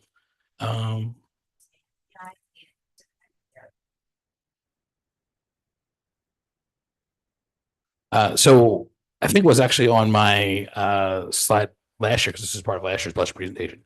But the it was $70,000 for the replacement of that ramp and stair that was sinking into the ground at the cosmetology building. And then it was $98,000 for the replacement of the Cedar Mountain stair, which had been, again, sealed off for quite a long time and was crumbling. That also included the replacement of a retaining wall that was bowing into the parking lot. And just another comment, you know, again, there's this recurring comment that the building doesn't matter. It very much does matter, especially when you're talking about a fire alarm or a PA system. If you can't hear in the entire building for a PA system and something happens and someone can't hear what's happening, that's a problem. I know you're saying it doesn't impact the student, but that is a pretty direct impact on the student, because we're talking safety and security. You need to have an environment that is conducive to learning, because if you don't, the students aren't going to be able to learn. And if the fire alarm or the isn't working, the students can't be in the building unless there's a fire watch. We're not doing the back and forth. We're not doing the back and forth. We're not doing the back It's and going, forth, please. so, okay. Yep. Okay. Okay. We have somebody online that's currently waiting. And I'll be next. Mrs. Pep. We have Mrs. Panfili online. Mrs. Pamphili. I think her mic. I think, no, I'm sorry. I think I misunderstood because I was actually not done speaking before, but I wanted my questions first. I thought that was how it worked. Just kind of going off of that, you know, you mentioned not realizing that class size numbers would come up. I think that's one of the most direct ways that like we see the impact of, say, additional money. We hope our class sizes are smaller, especially, you know, when you break out things such as like Glen Meadow phys ed classes being over or near 40, and then having multiple classes together in the gym at the same time. Or, you know, or classes being near 30 and you're adding one teacher a school. I mean, that's not even one teacher per grade. So I think knowing the impact or the class sizes and how that is touched is a really concrete way of making a 2.4% or a, you know, $1.3 million increase more tangible for the public. I think it goes without saying, as my husband and I are both in public education, that of course, we are for the teachers and we are for the education system. I would love to know what research the board used and compiled before they decided to put cell phone towers on our school buildings, and the impact on children's health. I would like to see that information. I remembered my third question, and it's kind of budget related, but it goes back. I had already asked it. I never received an answer. I would love to know how much money, or IDEA money, has gone towards training in neurodiversity and meeting diverse learners' needs in professional development.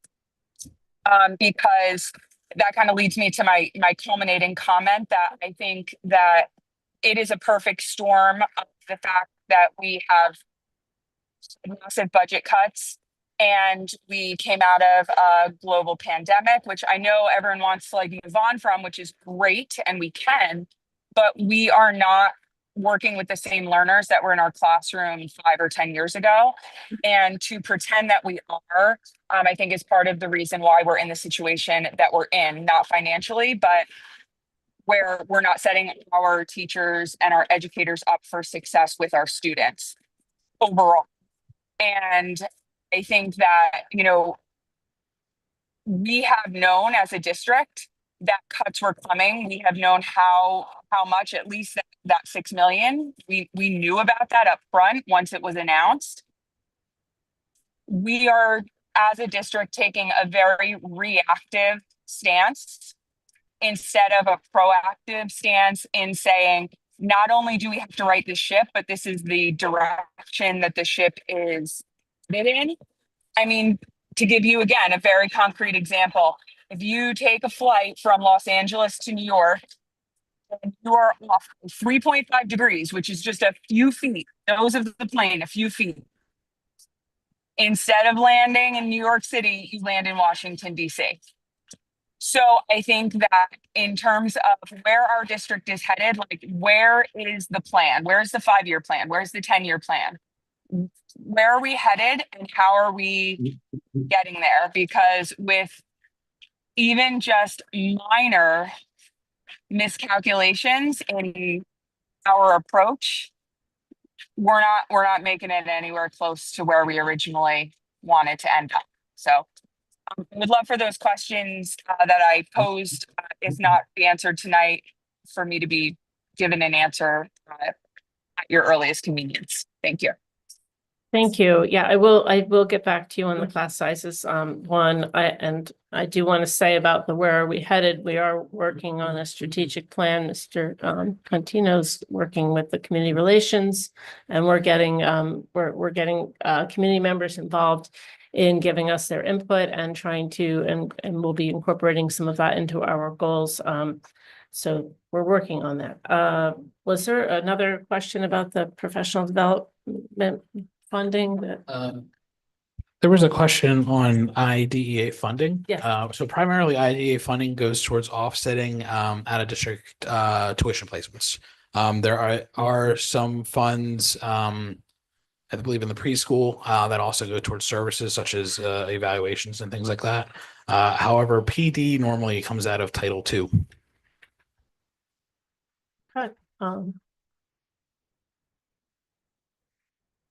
Oh, hi, thank you. Doreen Edwards, Still Highland Lakes. Okay, a couple of questions. This lady before me hit on something in regards to the cell towers. Yes, it's good. We'll be getting additional funds from that, but at what cost? If you remember years ago, there was a big to-do over on Edsel Drive with the homeowners complaining about different disease, different things that were going on there because they felt it was from the cell towers. So that's just FYI. I don't know how far away from the school this one's going to be, but if you have something on the roof, I don't know. I'm not an expert in that field, but I'd be a little worried about that.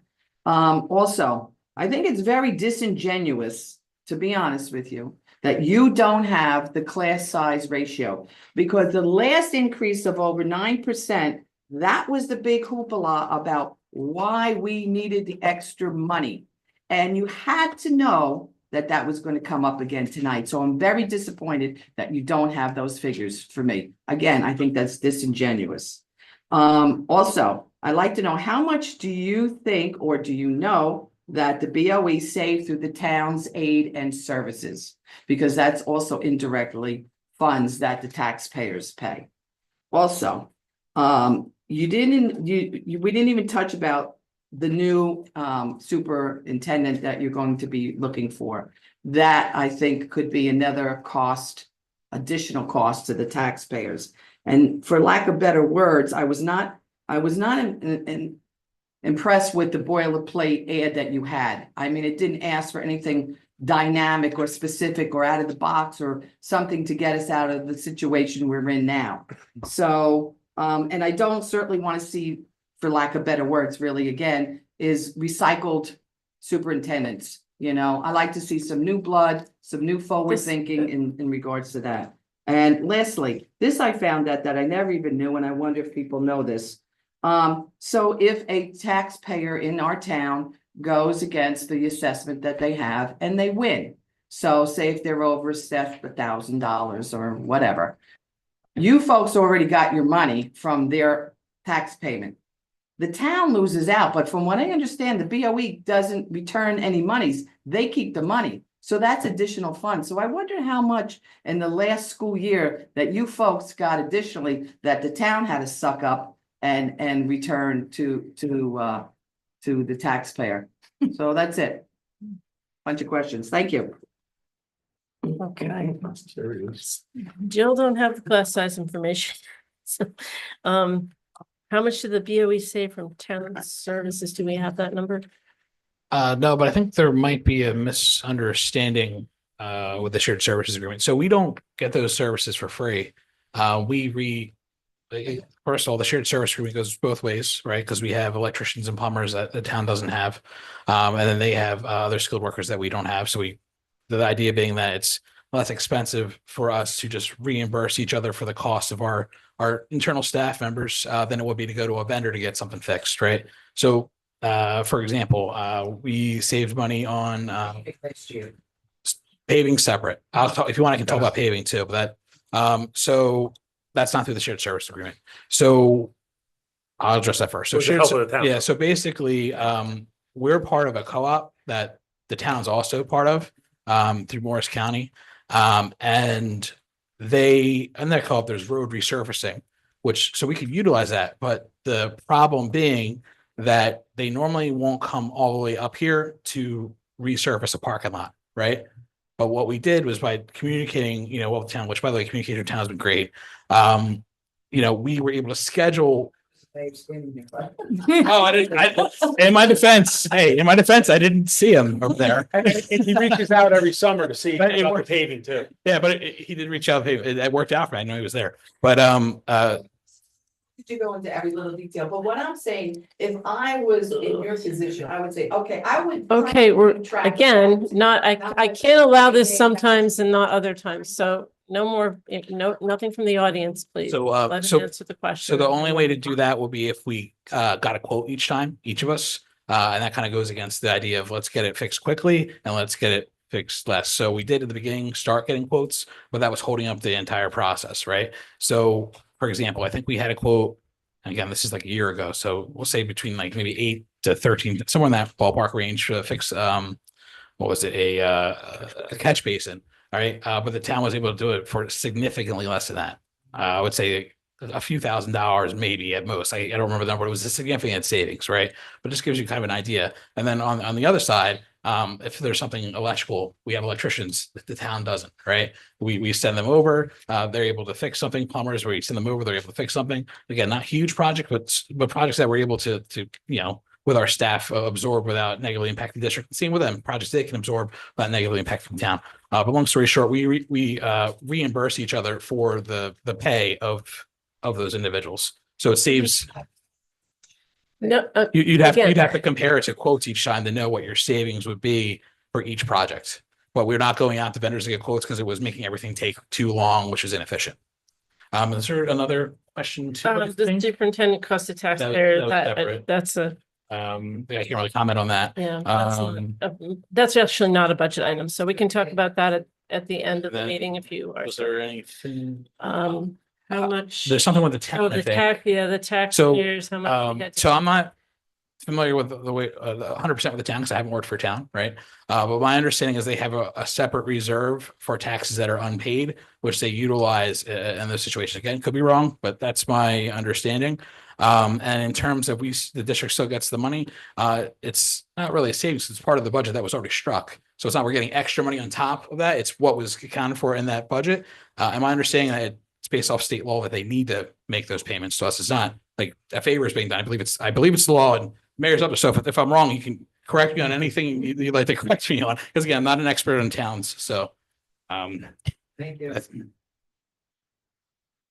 Okay, do we have anybody online? There's no hands raised online. Mayor Rossi. All right.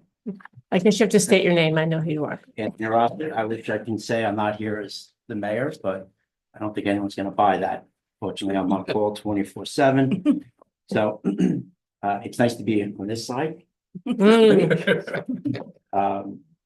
It just $1,100, I think the town lost on tax appeals. That was it? 1,100, that was Not too bad. it. Back in 2017, I think was somewhere over 350,000.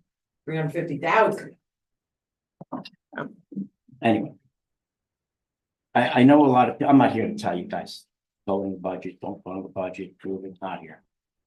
Obviously, your responsibility is to the children.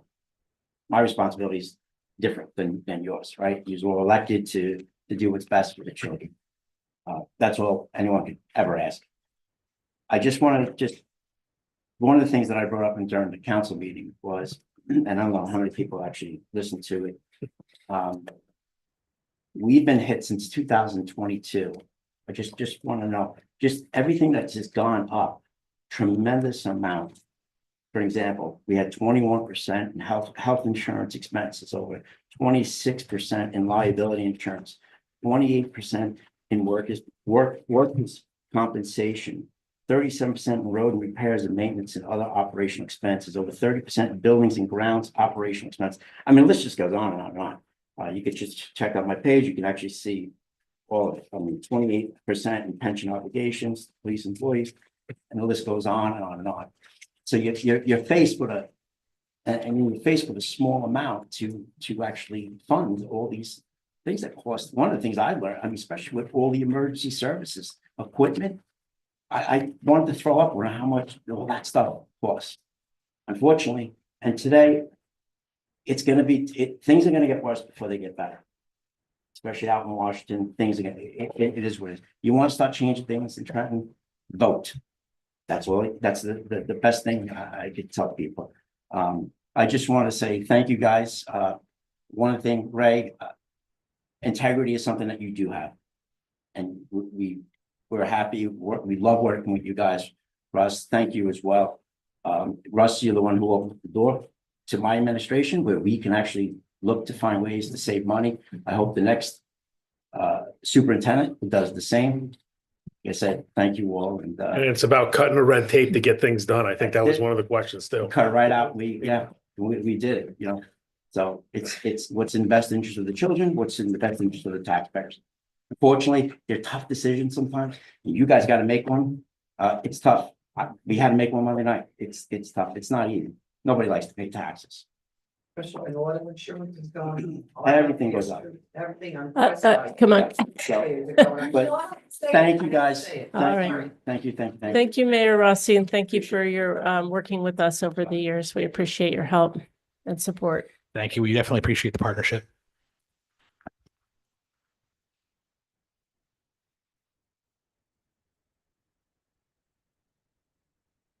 Hi, it's Ann Larson one more time. I'll be very brief. In reference to, I'd like to wish you well on your next venture. Hopefully things go well for you. But I have to say, regarding the hiring of your replacement. I'm sorry, we're not talking about the I thought you were the superintendent. second time. No, but we're not talking about the superintendent search right now. It's not really a budget item. So if you want to speak to. Well, it is a budget item. You spent $7,500, did It's- you not? It's not a budget item. It's not in, we haven't even hired somebody yet, so it can't be a. Yeah, what I was discussing with, I don't want you to hire someone. I want you to hire your own people. The people we elected should be hiring, not a New Jersey state bureaucrat. That's what I wanted to say. Stop with the bureaucrats. Okay, The I'm people sorry. here are capable of hiring the right people for the job. We actually are the ones hiring the person for the job. We have a process for interviewing, and everyone on the board will be involved in that process. Okay, do we have any other public comments? Hi all, my name is Ed Brown. I live in the Sussex side of Vernon. I was born in Newton and raised in Vernon the entirety of my life. I'm here to offer my support for the tax levy, 100%. I support our district 100%, and out of any other district in this county or state, this will be the one I always support. I don't believe that everyone has the full picture here. Test scores are only a sliver of what we face in terms of issues, just like the building maintenance and much, much more. There are things that should have been done a number of years ago that didn't under former board members who may have been or are in this room at this current time, but weren't completed. Sorry, just blur. What does that tell you about where we are at with our current position? Waiting until the 11th hour is only going to cost this district more, especially when it becomes an emergency. I also wanted to point out that Ms. Pellet made a fantastic point. As for the HIPAA compliance with the fax machines, it is vital. Most doctors' offices use it, hospitals use it. I'm healthcare, but whatever. As someone who wears many hats, healthcare being my primary service industry, specifically petroleum billing and collections management and project bidding and much, much more, it's all a lot to take in, and I would like to believe that I have a great understanding of what's actually going on behind the scenes, especially with the financial concerns some have. However, it's the concerns due to the lack of research and information by others that are not going to stop me or my family from supporting and wanting to get our district where they need to be on a financial level, which again, these funds cover any and all day-to-day operations and projects the district has, including our students. We all need to look at the bigger picture here. Our school district is not a business, and they are not here for a profit, and will take any and all money to support our children and their journey with learning and growing, no matter what aspect it needs to go to. I love where I live. I intend on sticking with my roots here for quite a while, if not my entire life. Keep doing right by our future generations, please, and thank you. Thank you, Mr. Brown. And that was Mr. Snaglia with the HIPAA, the one who told me about the HIPAA, so. Yes, just like to make a final statement on, the real problem here is credibility. This board has been together, some of you for 5 or 6 years. You've had a record of some terrible decisions. You haven't thought of the taxpayer. And to go back to Mr. Rogers, when he got the job, he inherited a bag of crap because there was a lot of cheating done. Payroll records were falsified. Money was spent on things that wasn't supposed to be spent on. I personally got a grant for the school district for $133,000 for security upgrades, and it was specifically came from a manufacturer, and his product had to be used. It was used on something else. It was illegal. Recently, our business administrator didn't answer some OPA requests. There was a contract, a terrible contract with the company that did the math program and that's failing. And the business administrator attempted to pay them off for years 4 and 5 illegally and then got caught. And then the county backed him up. We had the Flex School program, $700,000 shot on a school that was not authorized. Once that came known, then the county got them authorized. So there's a credibility problem here. All you people, some of you are related to, married to, or involved with people that are employed in the district. And then I know you're legally allowed to be on the board, but you know, one of the members here, after one of the votes last year, came to me and said, I said, why'd you vote on the budget the way you did? And the answer was, After all, I'm a teacher and I have to vote like a teacher. That answer should have disqualified that person from being on the board because you take an oath not to do that. And part of the training you go through from your various modules that you have to complete are part of that. So that's just wrong, and the credibility is wrong. So monies that were spent on those 47 teachers that were let go, that was money that was false money because the payroll records were duped to show that people had already retired when they were still on the payroll, and it falsified money that was available that wasn't there. And then people were hired, and then they were let go. And the audit showed that as well. So you've got credibility issues. Some of the members of the board were not here at the time. Some of you were. And whenever you make this vote, just logically try to say, should I charge the taxpayers 1.2% or $1.2 million in order to get $67,000 from the state to use in your budget? That's the real question that you have to place here. 67 on this hand, and let me charge them $1 million on the other. Pretty open and closed case to me. Use your best judgment. Thank you. Okay, all right, we're not gonna go back and address like the past, but I did want to give you the opportunity to answer is to speak to whatever you want to speak to. Yeah, I mean, I think it's been this conversation that's come. I mean, I've had chains of emails that are like 60 emails long. And then, basically the person's like, oh, you were right. I guess I owe you an apology. Okay, so Innovamat, that contract existed before I was there. I did not change any term that had a prepayment. Once I found out there was a prepayment, we started negotiations to change the prepayment out because the prepayment would not be the correct way to move forward, right? And then that was tied to a change in the level of grades that it was offered to. So that's the first thing. So I don't like the idea of someone standing up here and telling me I paid someone off when that contract was put in place before I even started working here. So that's kind of the first thing. And academically, it's now through grades K through 3, and our highest difference or our highest difference in test scores is in 3rd grade math. That's the highest above the state average at any of our other grade levels with that program. And I take issue with the fact that you're standing up here and commenting on my credibility while you're telling me something that is factually incorrect about myself. So just I want to put that out there.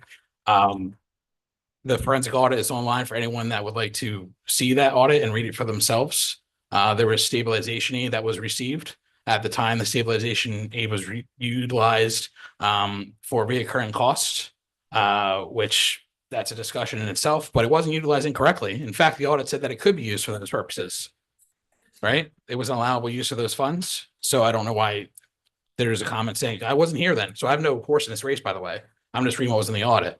It was allowable use of the funds. There was no issues with Fund 20. All the Fund 20 grants were utilized correctly that were looked at in that forensic audit. It says it right in the audit. But there was a one-time source of funding used for reoccurring costs. So that's kind of when I talk about, hey, we have a one-time source here, but then in the future, if we need for the budget, then you can use it for the recurring costs. But the other way, it doesn't work because the other way is a problem, right? Because once that funding goes away, you have the expense still, but not the revenue to fund it. But again, I want to reiterate, those funds were used as they were allowed to be used, as it says directly in the forensic audit, which is available on the website for anyone that would like to reference it. Did I miss anything? No, we can't. We're not going to speak to an individual student matter with the flex school. So I think we're done there. I do want to say that as much as I love to talk about that audit, because there's a lot of misinformation out there, I don't want to spend any more time on it tonight. Tonight's supposed to be about the budget. And that was, years ago, and we have to work with what we have, where we are now and what we have now and what we need for the future now. We can't keep going back and complaining about what happened years ago as much as I would like to. But if anyone wants to talk to me about the audit, you can reach out to me and I'm happy to talk to you by phone or at a different meeting. But right now we need to kind of move forward with our budget situation.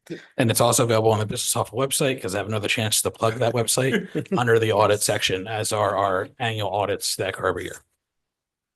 Do we have any more comments? Owen Highland, Highland Lakes, trying to make it really quick. 2% isn't keeping up. 4 point whatever percent might barely be keeping up. My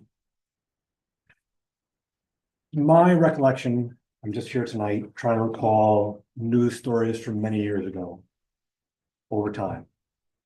There are states that have been not keeping up on purpose for many years. I don't think the results of those exercises are something we want to duplicate.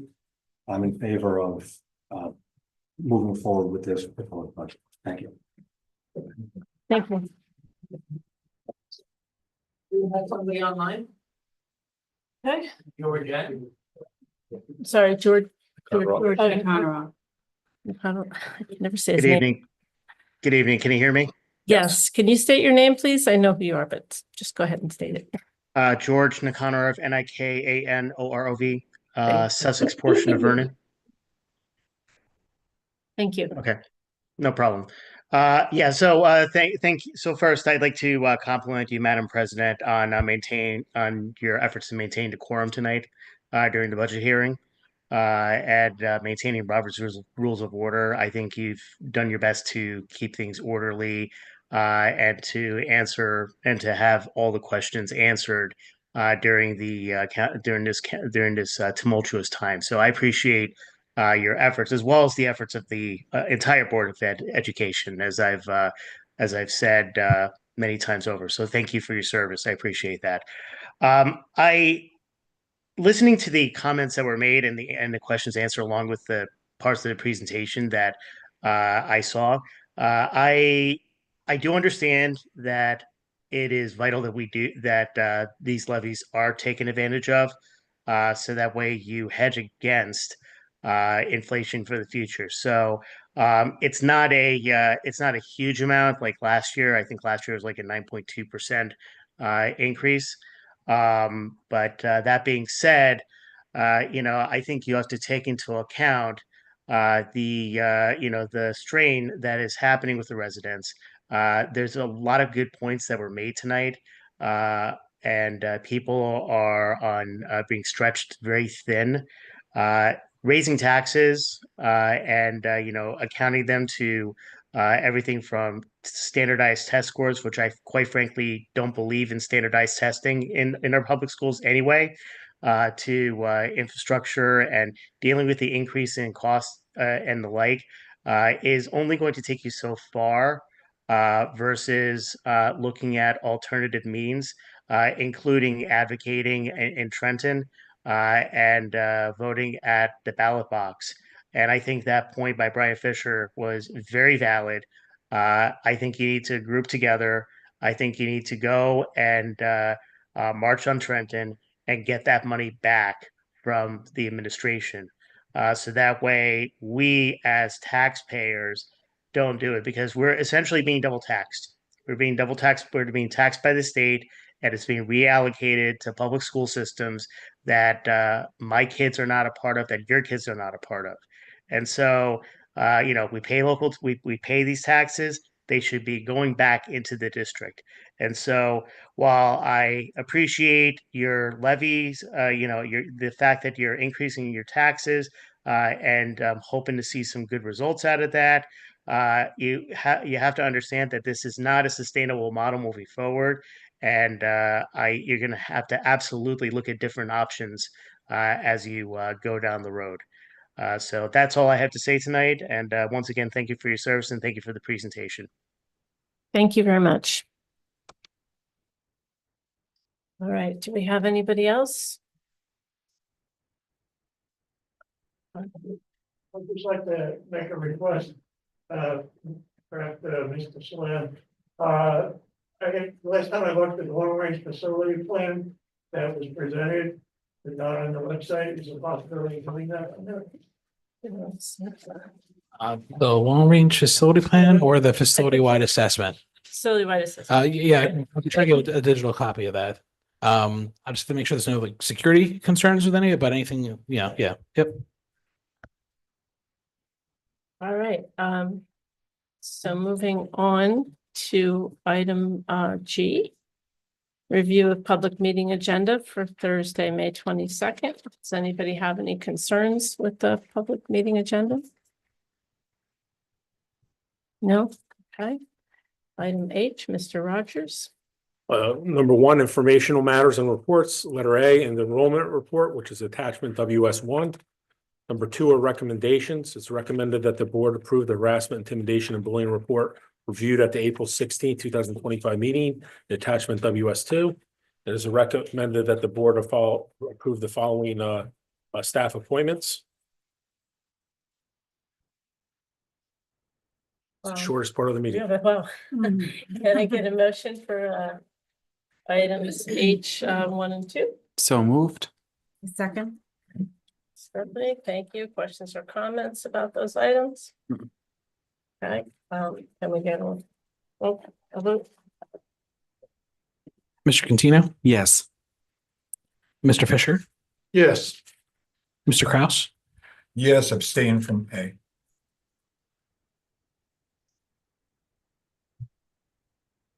Ms. Pellet, Yes. Mr. Sweeney, Yes, abstain from item B. Ms. Vaccarello, Yes. Mr. Zimmerman, Yes. Ms. Brock, Yes. Mr. Smaglia, Yes. motion carries. Okay, item I, Mr. Slam, do you have to read this whole long thing? Okay. You can read if you want me to read the whole thing or? Not really, no. No. Is there an abbreviated version that would be appropriate? Is it the resolution? Letter I as updated on the addendum. Just note that it's letter I was added to the addendum, so the remaining letters on the original agenda will shift down by one letter moving forward. So letter I is adoption of the 2025-2026 final budget as approved by the executive county superintendent and pending approval of the district's application for additional expenditures and tax incentive aid by the New Jersey Department of Education. I can say as noted below. If you want me to move more, I can. If not, No, that's fine. All right. And just for anyone in the crowd, the addendum is over there. You probably got it on the way in. And then anyone at home, that would be on the website. If you'd like to reference that directly. Okay, can I get a motion for the resolution by the Vernon Township Board of Ed to approve the 2025-2026 district budget pending approval of the district's application for additional expenditures and tax incentive aid by the New Jersey Department of Education? So moved. Second, Second. Charlie. Questions or comments? Comment. Comment I want to make is how I vote and how anybody at this table votes shouldn't reflect to the public how they feel about the children of this district. I'm a father. I have two children in the school systems. One's in 7th, one's in 8th grade. I'm voting on what I feel is best for the district and best for my children. And if I vote in a way that some people don't agree with, that doesn't reflect on what is best for the children. It reflects what I think is best for the children. And I'd like to say that about all my fellow board members. I know we're not all going to vote the same. And, you know, I don't think that means that anybody at this table thinks any less of the children than anybody else. Thank you, Mr. Fisher. Thank you. I appreciate that. Charlie? Yeah, I just want to, I am glad everyone came out tonight. And even on Zoom, we had a bunch of people as well. Everyone's comment, I think I can probably speak for most of us. It means a lot to hear everyone's comment. We may not always agree, and but we all appreciate hearing one another. I mean, to me, it's amazing how Trenton can do something like this, take a problem they created, and then turn a community to fight against themselves. Right? We're arguing both sides. We both have valid points, but the problem wasn't us. It's not anyone in this room or anyone in the town. The problem is in Trenton. And it's amazing how they just drew through this problem and deflects the whole issue where it is. And a lot of people made comments about this. I mean, we do need to bring this to Trenton. This is, we're voting in November. right? Sure, you can vote against board members, that's fine, but think about what this moment and vote against those people who aren't here. Where are our senators? Where are our representatives? Why aren't they coming to our meetings, listening to our budget problems that we have? And just letting us fight amongst ourselves, you know, like we all strap for cash right now. I don't think probably anyone is really saying, hey, here's a couple thousand, just go with it, right? So we're all dealing with these problems and we're just fighting and we want to protect our children. You know, Brian made up a great point. Everyone cares about the kids in this town. Everyone cares about each other in this town. We work together. It's a great place to live. I grew up here most of my life and I love it here. I mean, this building itself was probably the first school I went to. I started in Rolling Hills for a couple months, but this is the first building. And then I have a lot of great memories here. I remember Iggy used to be in the corner there. That was a lizard over there. And, you know, a little bit different, but I look at this room particularly because I think the walls are different because I think it was all white, but there's not much different. Look at the conduit that is used here. That's probably from Token Ring and we have VGA adapters on there. Our facilities are so behind on just little things. We're not going to fix those. I mean, those yellow obstructions are still going to stay there because you know what? We have bigger problems. We have the architect showed us pictures of the roof. The roof, the material on top is holding up. The brick, everything else around it is crumbling, falling apart. This is years of, I don't want to say neglect, just people not paying attention. We have to start worrying about our future for our children, our town. Our buildings need to be fixed. And, you know, referendum is a good point. And that's something as a board, I think we have to look at, you know, make sure the administration is looking for where they're making their cuts and bringing in money like they've been doing this year. We have a lot of the ESIP, we have the cell phone tower, we have the cuts on negotiating a new healthcare project. Good, we're bringing in money. We got to keep doing that. We have to put pressure on them to continue that. We also we have a finance committee. And as a board, we have to start making sure we start following these, putting the money aside and putting these projects first and not pushing them down the road. You know, we just got this big audit done. We had $110 million, right? We're never going to pay all that, right? We'll probably just replace the buildings, but with that money, right? But we have to start doing some of those projects. We're not rebuilding anything anytime soon. So let's start putting stuff in place so we protect it. And we're not having these discussions here like, oh, we have to raise the taxes again because we didn't think about the mortar on the building is going to eventually fall off, right? And so we have a referendum. Maybe we can fix all that. If magically, maybe we can get everything done with this referendum. We have a budget, then we can just pass, right? And we'll just get by. But the little things, I mean, where are we putting money for kids in the future? That will cover the budget, maybe covers the teachers, maybe covers everyone's salary, keeps the lights on, keeps the heat here. The referendum, maybe that covers it. We fix the driveways, we fix the roofs, but AI is new, right? Where are we building? Where are we getting the tools to teach these kids the AI? I'm looking at a Chromebook here. I'm sorry about that. Yeah. Good thing you drank all that. Now we have a broken microphone as well. But I'm looking at a Chromebook here. It's missing screws. I can see the top screws that have been unscrewed so many times because the technology department is doing all they can with the little money they have to keep the little amount of That came off Brian's chair. oh, the little amount to keep the budget low because we want the kids to use the technology. We need them to learn the technology because once they're out of here, technology is all around us, right? I mean, our cell phones, our cars talk, everything we do is technology. And yet we spend nothing. We don't have money to spend on it. And we're not improving the future of our kids. And it's not only our kids' future, it's our future, our country, our community. Those kids will come back. They'll bring the money back into the community. They'll build up the community, make it better, make the country better. But yet we're just lacking because we fix the building or we keep the lights on, but we have no money no extra money. So this is a very hard decision. I've been thinking about it for 2 weeks. You know, I think people think that, yeah, maybe some of us came to the table thinking what we're going to vote, but it wasn't, we made that decision. I think all of us have been thinking about this for 2 weeks and going back and forth, fighting the battle in your head. What am I going to vote yes or no on this? It's a very hard decision, but who else is going to drop this money off?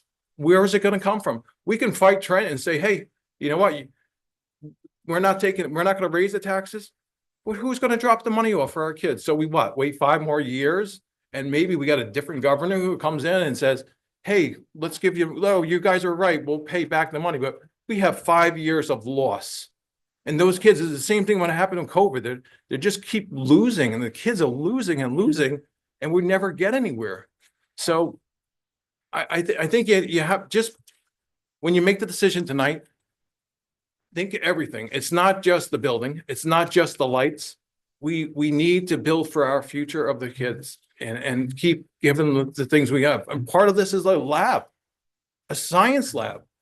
That's probably is the same science lab I went to when I was in school here. It hasn't changed, right? Yeah, but do they probably still have the same mineral boxes, missing, you know, asbestos now, and everybody used to take the magnesium because you can light it up, right? But everything else is probably the same.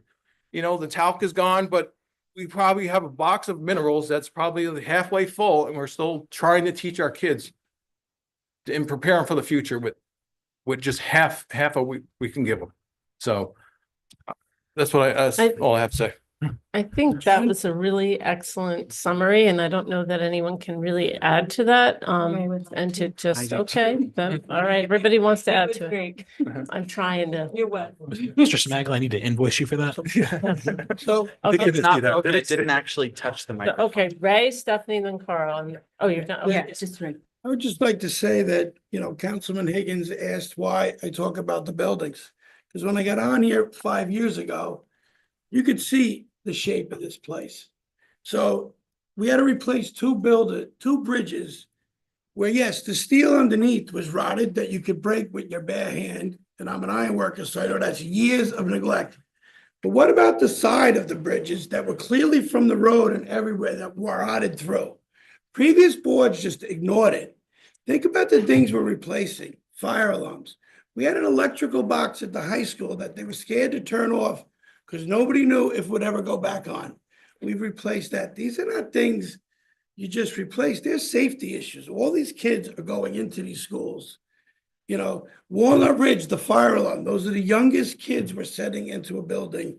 We need to replace the fire alarms. It should have never got to that point. PA systems. You know, I would love to do more educational things. And I believe Shep is here. When I first got on and we were doing these things and money seemed to be more available than it was, we wanted to do those science labs. They are not science labs. They are a room that has a few sinks around the corner. I don't even know how they teach science where a kid is over a sink with the walls 1 foot in front of his face and his teacher's behind him. I mean, I'm sure they teach them the best they can, but that's not helping the students. So we're putting in the science labs, we put in teachers last year and support staff. So, but when you're talking about the safety and the well-building of the students, you got to make choices. Is the science lab priority over fire alarms or bridges that are rotting through? You got to make those decisions, but it's taken 5 years. So we do have the science labs here that will affect the kids in that school. But like Charles said, it's all over the place. This has been going on for years. This has not happened in the last 2 years. This is many years of boards making decisions to ignore infrastructure because infrastructure never goes away. It just gets more expensive. And I would ask Councilman Higgins, you know, the municipal building been saying for years is in dire repair. Nothing's going on there. The mayor was replacing the roof tiles. I mean, are they just going to keep letting that rot and rot and rot? You know, so boards have to make these responsibilities, tough decisions. It's not popular. Nobody wants to make it. Everybody here is involved in the same tax increases that everybody over there is. So it's not like we're exempt from anything, but That's all. I kept it quick. Sorry. Thank you, Mr. Zimmerman. Mr. Contino. I know we have heard a lot from board members, but I just want to chime in. I will never forget what it was like being a student in these schools in a class with 30 kids, looking up at ceiling tiles that are stained and coming off the ceiling. I'll never forget what it was like being a student in this district and feeling like the adults around me didn't care. And I speak from my perspective as a teacher, and I'm never going to apologize for having that perspective. I'm not speaking as a teacher. I'm speaking as someone who deals with children, a room of 30 kids, every day. I'm speaking as someone who recently was in these schools, in a classroom with 30 kids.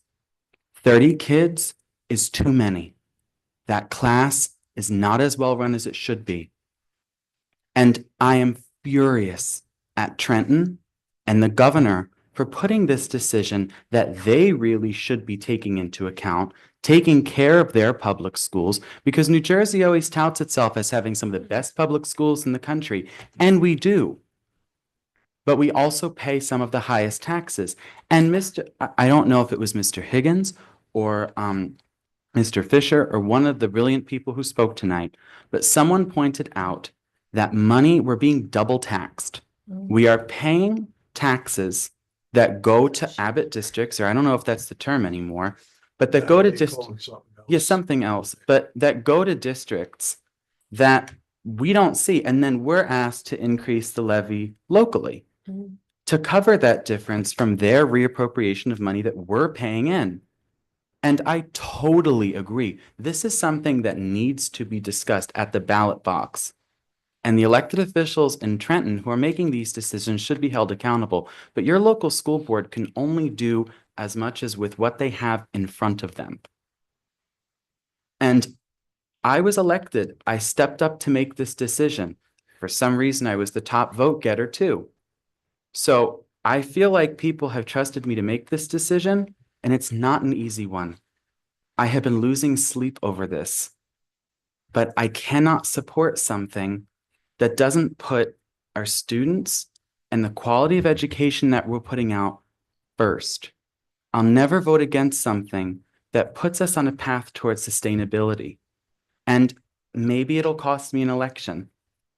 I'm prepared to make that decision because I know it's the right thing to do.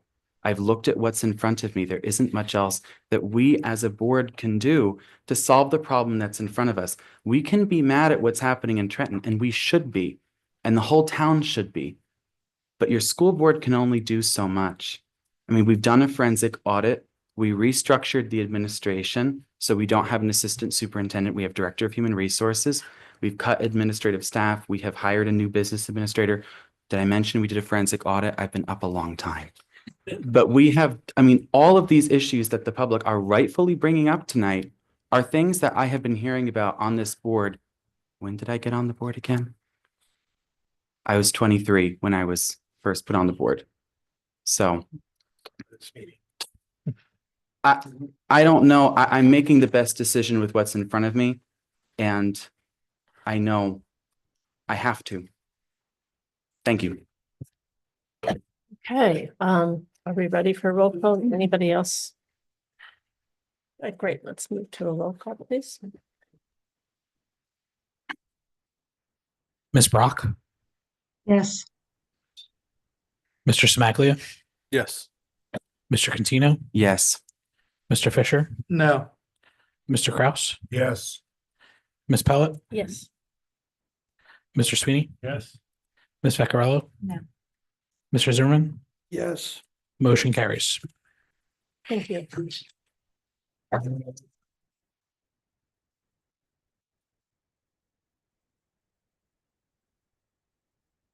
Jay, board report summary. Do we have a finance?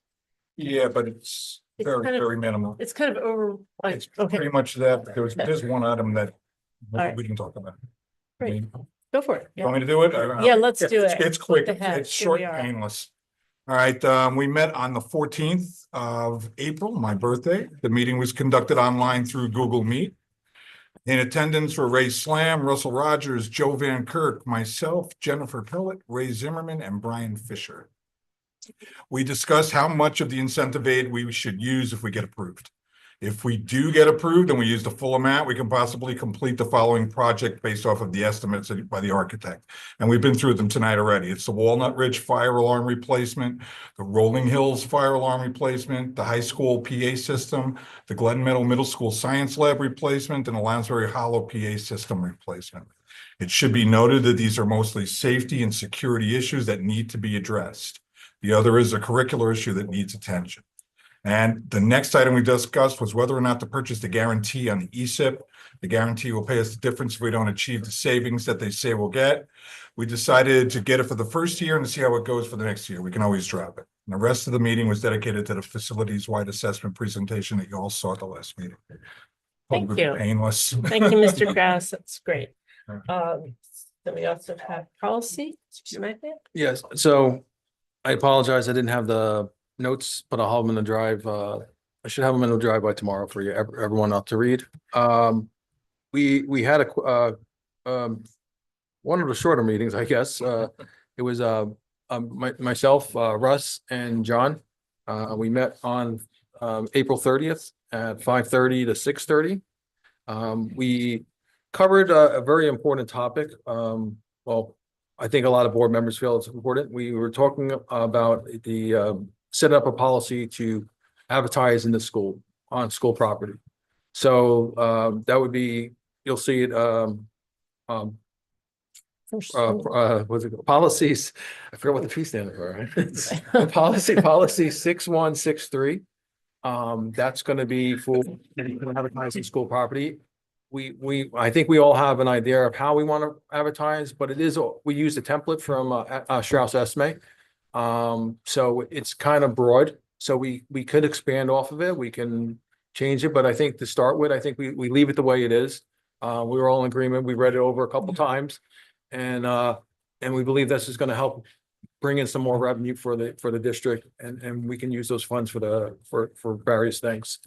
With that is another policy that we actually going to hold until probably next week, unless I'm sorry, to the following meeting, unless we get word back that we are good with the bidding process. Yeah, Ray said we look Very good. Okay. Yeah. All right. So, yep. Okay. So then It's all based off purchasing loans. okay. It's already followed. There's no change, so we don't have to read it anyway. So, the other policy has to do with graduations. 5460. It changes the number of the credits for the children. Doesn't affect the children that are currently on credits here right now. It only works for 2 years because that's what the state statute right is. And we'll probably have to revisit this in 2 years, but it puts us in line. It really, nothing's changed. It's actually, our policy was wrong, or not wrong. It didn't comply. It wasn't the same as our code of conduct. Policy handbooks. So the kids still had the right, they still had the right number of credits. We would just had it wrong in our books. So there was a couple other changes in there. I'll highlight them on the report. And then a big thing, another change we're doing, we're removing 4 policies: 1360, 1405, 1405.1, and 1405.2. These had to do with positions. So the positions it was a job description. I'm sorry. Yes, job descriptions for especially 2 of the positions don't exist, or 3 of them don't exist. So in our district anymore. So they were cut along a couple years ago. But that's the administration's job, right? They're the ones who hire the people. They're the ones who tell the people to do the stuff. We consulted with Strauss Esme. They said they normally do not recommend this. They don't even have a template for that. So they said this was homegrown, put into our policy. We feel that doesn't belong in our policy book. There's no statute. So we have job descriptions we approve all the time anyway. Right, and the job, yeah, Right.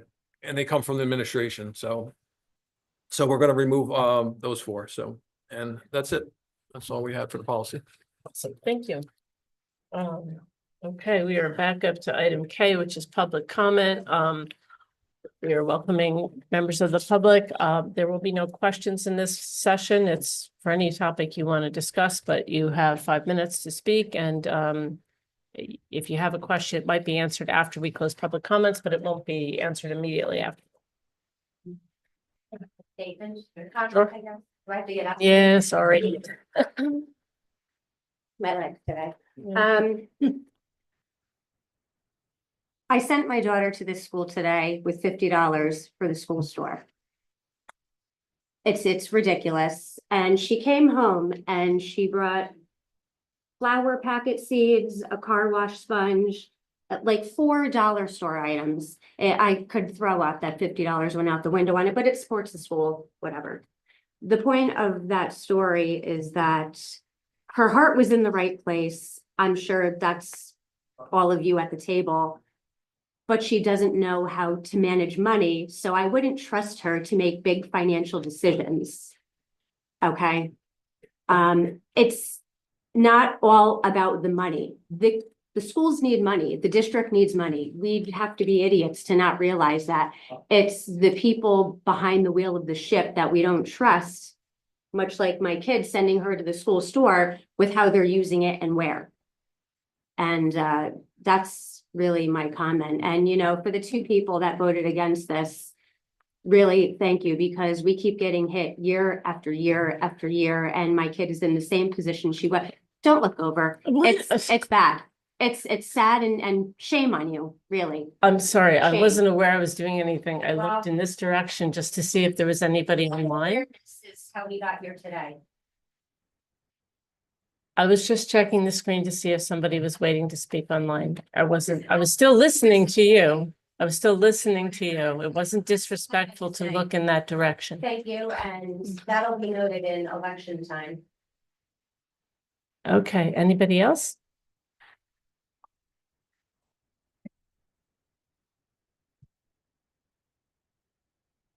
Hi, Ann Larson, one more time. It's just a thought. Maybe it's time to start talking about selling one of the buildings. You're talking about $45 million worth of roof repairs.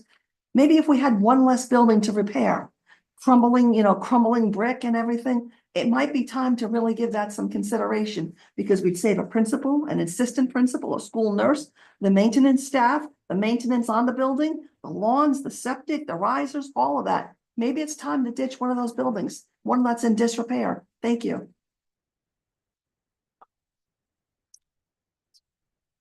Anyone else? All right, item L, open board member forum. Does anyone have anything they'd like to discuss or share? I've said everything. I just want to thank board members for the service. These decisions are not very easy. And I know you're going to be making very similar ones for the years to come. And I appreciate the service you're giving to this as a board. And I think we could all agree that we would all together march to the state. I'd like to know that we do agree with that. And I think 90% of what we're talking about, we agree with. It's the 10% of, and the hardest part is how to fund all this. Totally agree with that. Anyone else open? I have a commitment next week, and there is a partnership meeting. If somebody would like to attend, it's kind of a rewarding experience as a board member. It's a great experience. I'm out of town, but is it? It's next Wednesday. I saw it on the calendar, yeah. I'll go. 4:15 to 5:15. Yeah, Can I I'm go? going. You're on, Yeah. but I can't make it. Oh, okay. It's the 7th. Thank you. Also, this Saturday is the delegate assembly meeting. Are you going, or are you gonna be online? You're the It's delegate, the- you're the delegate. Saturday, the, 2 days. from now. Saturday the 3rd? Yes. I know there's a delegate assembly I'm going to. I didn't think it was this week, though. It is. Is it? I'll double check. I registered. You can look out Yeah. online. You don't have to go. No, I definitely registered for it. I didn't think it was this week. Thank you though. for going. Yeah, so I'd like to just quickly say that he's getting his board certification. He's getting his Oh, master board yeah. certification on the 6th at the SBA. Exciting. I saw your name listed. Thank you. Congratulations. So one crunch was. Special service. Which we are having. I just met with Mr.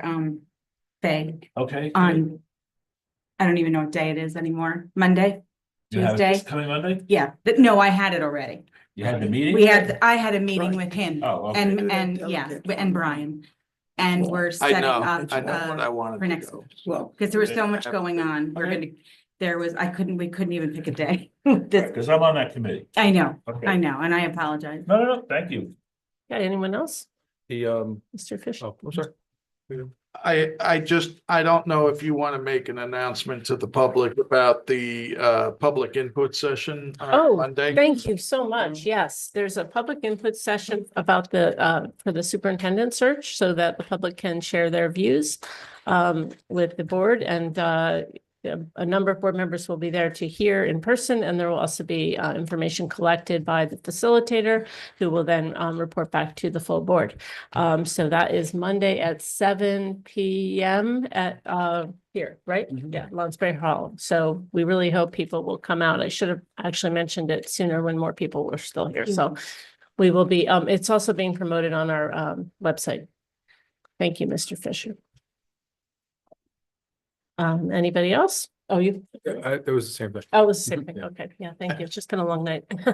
Okay, item M, adjournment. Can we get a motion to adjourn? Oh, Second, Second, third. Are you sure you're not? third. I don't even know the first, there's so many. So I have Mr. Fisher, and then who's my second? Me. Okay, okay. We get a roll. Oh, all in favor? Aye. Aye.